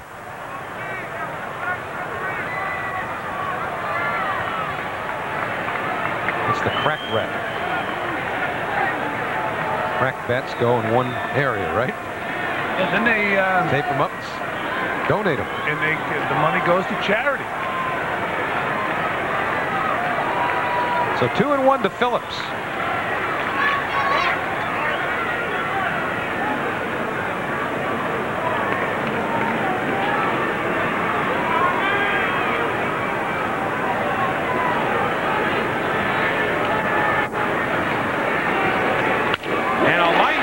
Base hit to center. The winning run is on with nobody out. So for the second straight inning against Jose Mesa, the Mets have had the leadoff man on. In the 9th, Ordonez sacrificed the base runner Lenny Harris along. Now we'll see what Alfonso does here with Phillips aboard. Phillips has been on base 3 times tonight in 6 plate appearances. And once again, a situation where Alfonso can handle the bat. Phillips can run. Mookie Wilson's looking right over his shoulder, making sure that Phillips is getting all the signs from Cookie Rojas.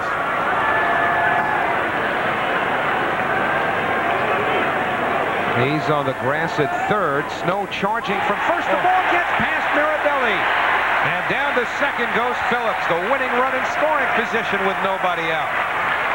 Well, do you still bunt them over, or do you take 3 shots at driving them home? You got Oler and Piazza right there. Bobby Valentine, I think, is telling Alfonso, swinging the bat, hit it to the right side. You get the ideal man at the plate who can hit it to the right side. You got Olerud and Piazza to follow Alfonso. Howie mentioned a few moments ago the big double against the Dodgers. That was off of Jeff Shaw on Saturday night. Alfonso, a good hitter. Well, the question is now for Dusty Baker, do you pinch the corners as he had on the first pitch? With Alfonso now a little more likely to swing the bat. Well, I'd let him swing the bat. I agree with you. So good at hitting it the other way anyhow. That could get Phillips over. Alfonso shows bunt, pulls it back. Well, you're going to move Phillips to third with the bunt. Dusty Baker's going to walk Olerud and Piazza. And you'd have Brian McRae with the bases loaded if it evolves that way. Alfonso, remember Alfonso bunted on his own with 2 strikes not long ago. Dusty Baker has J.T. Snow in tight at first. Hayes a step on the grass at third. And Alfonso, showing no inclination to bunt, takes it 2-1.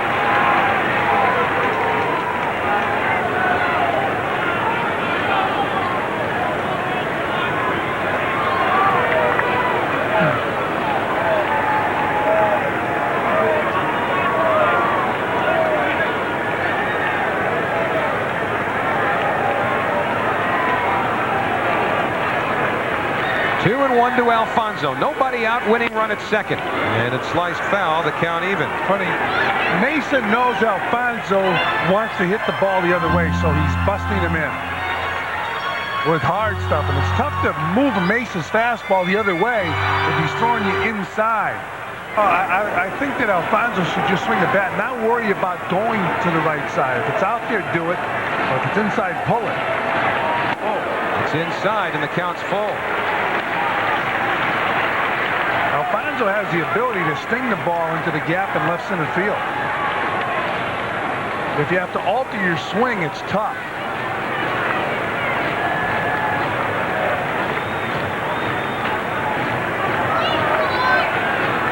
Three balls, 2 strikes, nobody out. Outfield around towards right.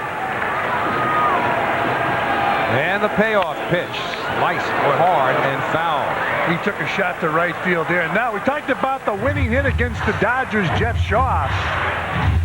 Well, Edgardo Alfonso hit the ball hard as we flash back against the Dodgers. And look what Alfonso does. In the gap, left center field, driving in the winning run. Todd Hundley scoring against the Dodgers. Huge hit for Alfonso. Finds himself in the same situation right now.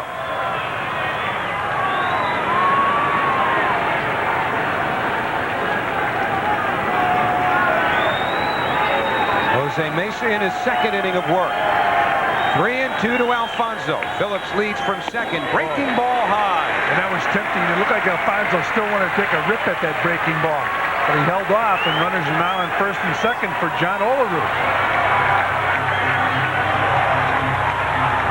Very, very rarely will you see Bobby Valentine ask Olerud to bunt. If Olerud were to sacrifice, unlikely though it might be, you'd lose Piazza anyway, because almost certainly the Giants would walk him to load the bases, and then you've got McRae in a bases-loaded spot. Of course, Olerud is slow. Should he hit the ball on the ground, there's always the potential the Giants turn a double play on the infield.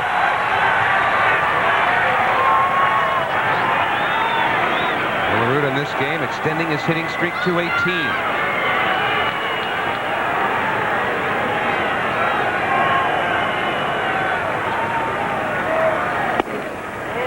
Inside with a hard slider, 1-0. And I'm sure Olerud has a history with Mesa from the American League as Dusty Baker continues to chew on that toothpick.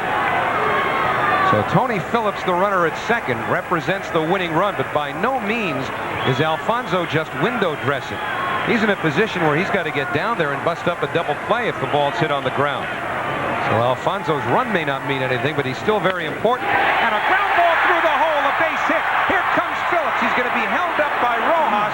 The throw comes into Snow from Marvin Bernard. And there's no place to hook Piazza now. So the base is loaded with nobody out, and Piazza with a golden opportunity to win it for New York.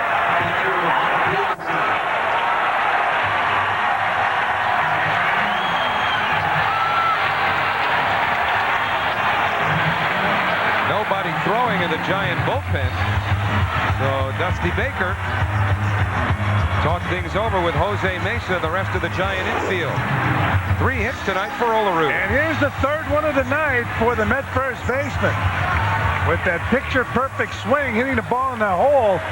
And he was checking it out to see if Phillips would score. Watch him take a look at Phillips. Base hit. Well, we didn't see it right there. He takes a quick glance at Tony Phillips. But Phillips had a hold on at third base.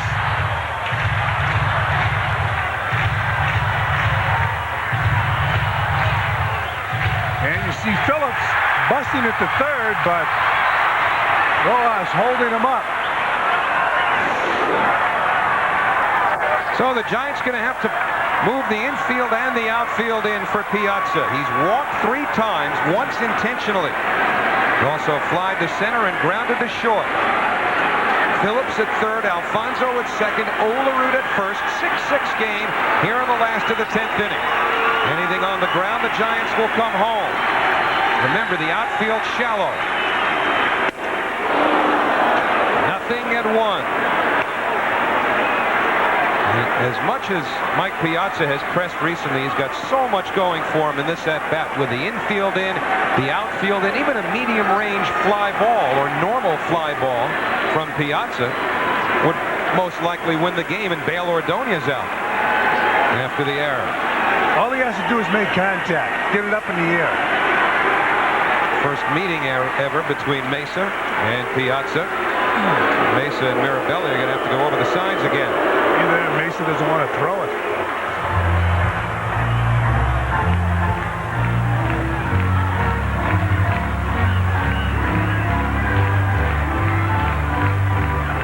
How do you figure the mood now? As much as Piazza could be accused of pressing, the way the deck is stacked for him here, can you relax when the game's on the line? I mean, the infield's in, the outfield's in. The way he makes contact, he's got more chances to win the game now than he would had they been playing at normal depth. So the 0-1. Chopper, the play will be to the plate. They've got one back to first. Piazza beats it. So Piazza hitting it on the ground to shortstop. Aurelia came home, and that's 1 out. Right now, the Mets' hottest RBI man, Brian McRae, will be the batter.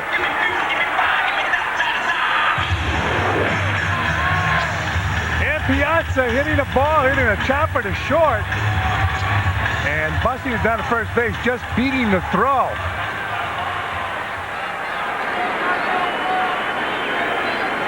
Once again, you see Piazza just beating the throw. They get the force at the plate and really getting that ball home in a hurry. So now it's McRae. He's had 3 hits. He's struck out twice. Now it's Alfonso, the winning run at third, with Olerud at second. Piazza at first. Alfonso trying to distract Mesa, which is why he stepped off. Eduardo Alfonso dashed a few feet down the line. That should never distract the pitcher in a stretch. Infield and outfield still in. Breaking ball, slowly hit. Again, the play to the plate.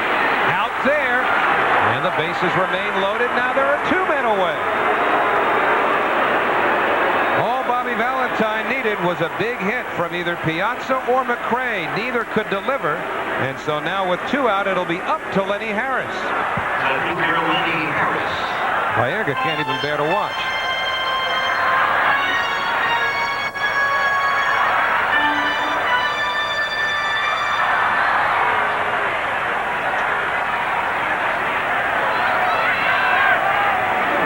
Lenny Harris had a Baltimore chump single to lead off the 9th inning.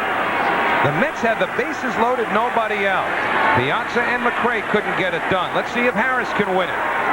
Now the infield drops back, as does the outfield, and Mesa starts him off with a slider, 1-0. Mesa wanted that pitch. That was a borderline pitch. Nasty breaking ball from Mesa. Mets have already left 12 men on base. That's through 9 innings, and they've got 3 on board here.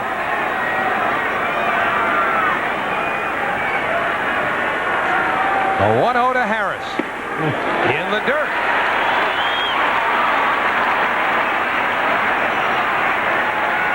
Two balls, no strikes, 2 outs. The Mets trailed 4-0. They tied it in the 6th. They scored 2 in the 7th, but the Giants scored 2 in the 9th to tie the game. The Mets had the bases loaded. Nobody out here in the 10th. They're still loaded. Now there are 2 out. And the 2-0 to Harris. Inside. All right, 3-0 now on Harris. I'm taking a strike.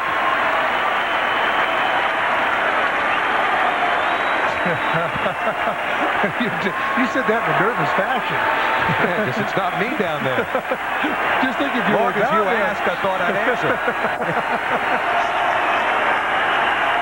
Olerud trying to distract Mesa. It'll be a 3-0 with the bases loaded.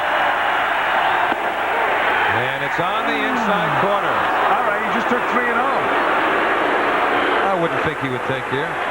I'll tell you. Mesa's got to be around the plate. Oh, yeah, he's got to throw the strike. That there was a borderline strike. That could have been called a ball.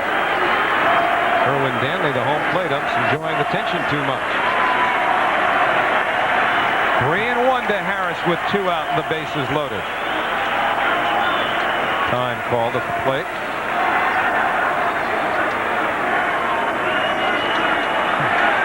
Pratt drove in a couple in the 6th inning with a pinch hit single. 3-1 to Harris. Taking all the way. He was taking all the way.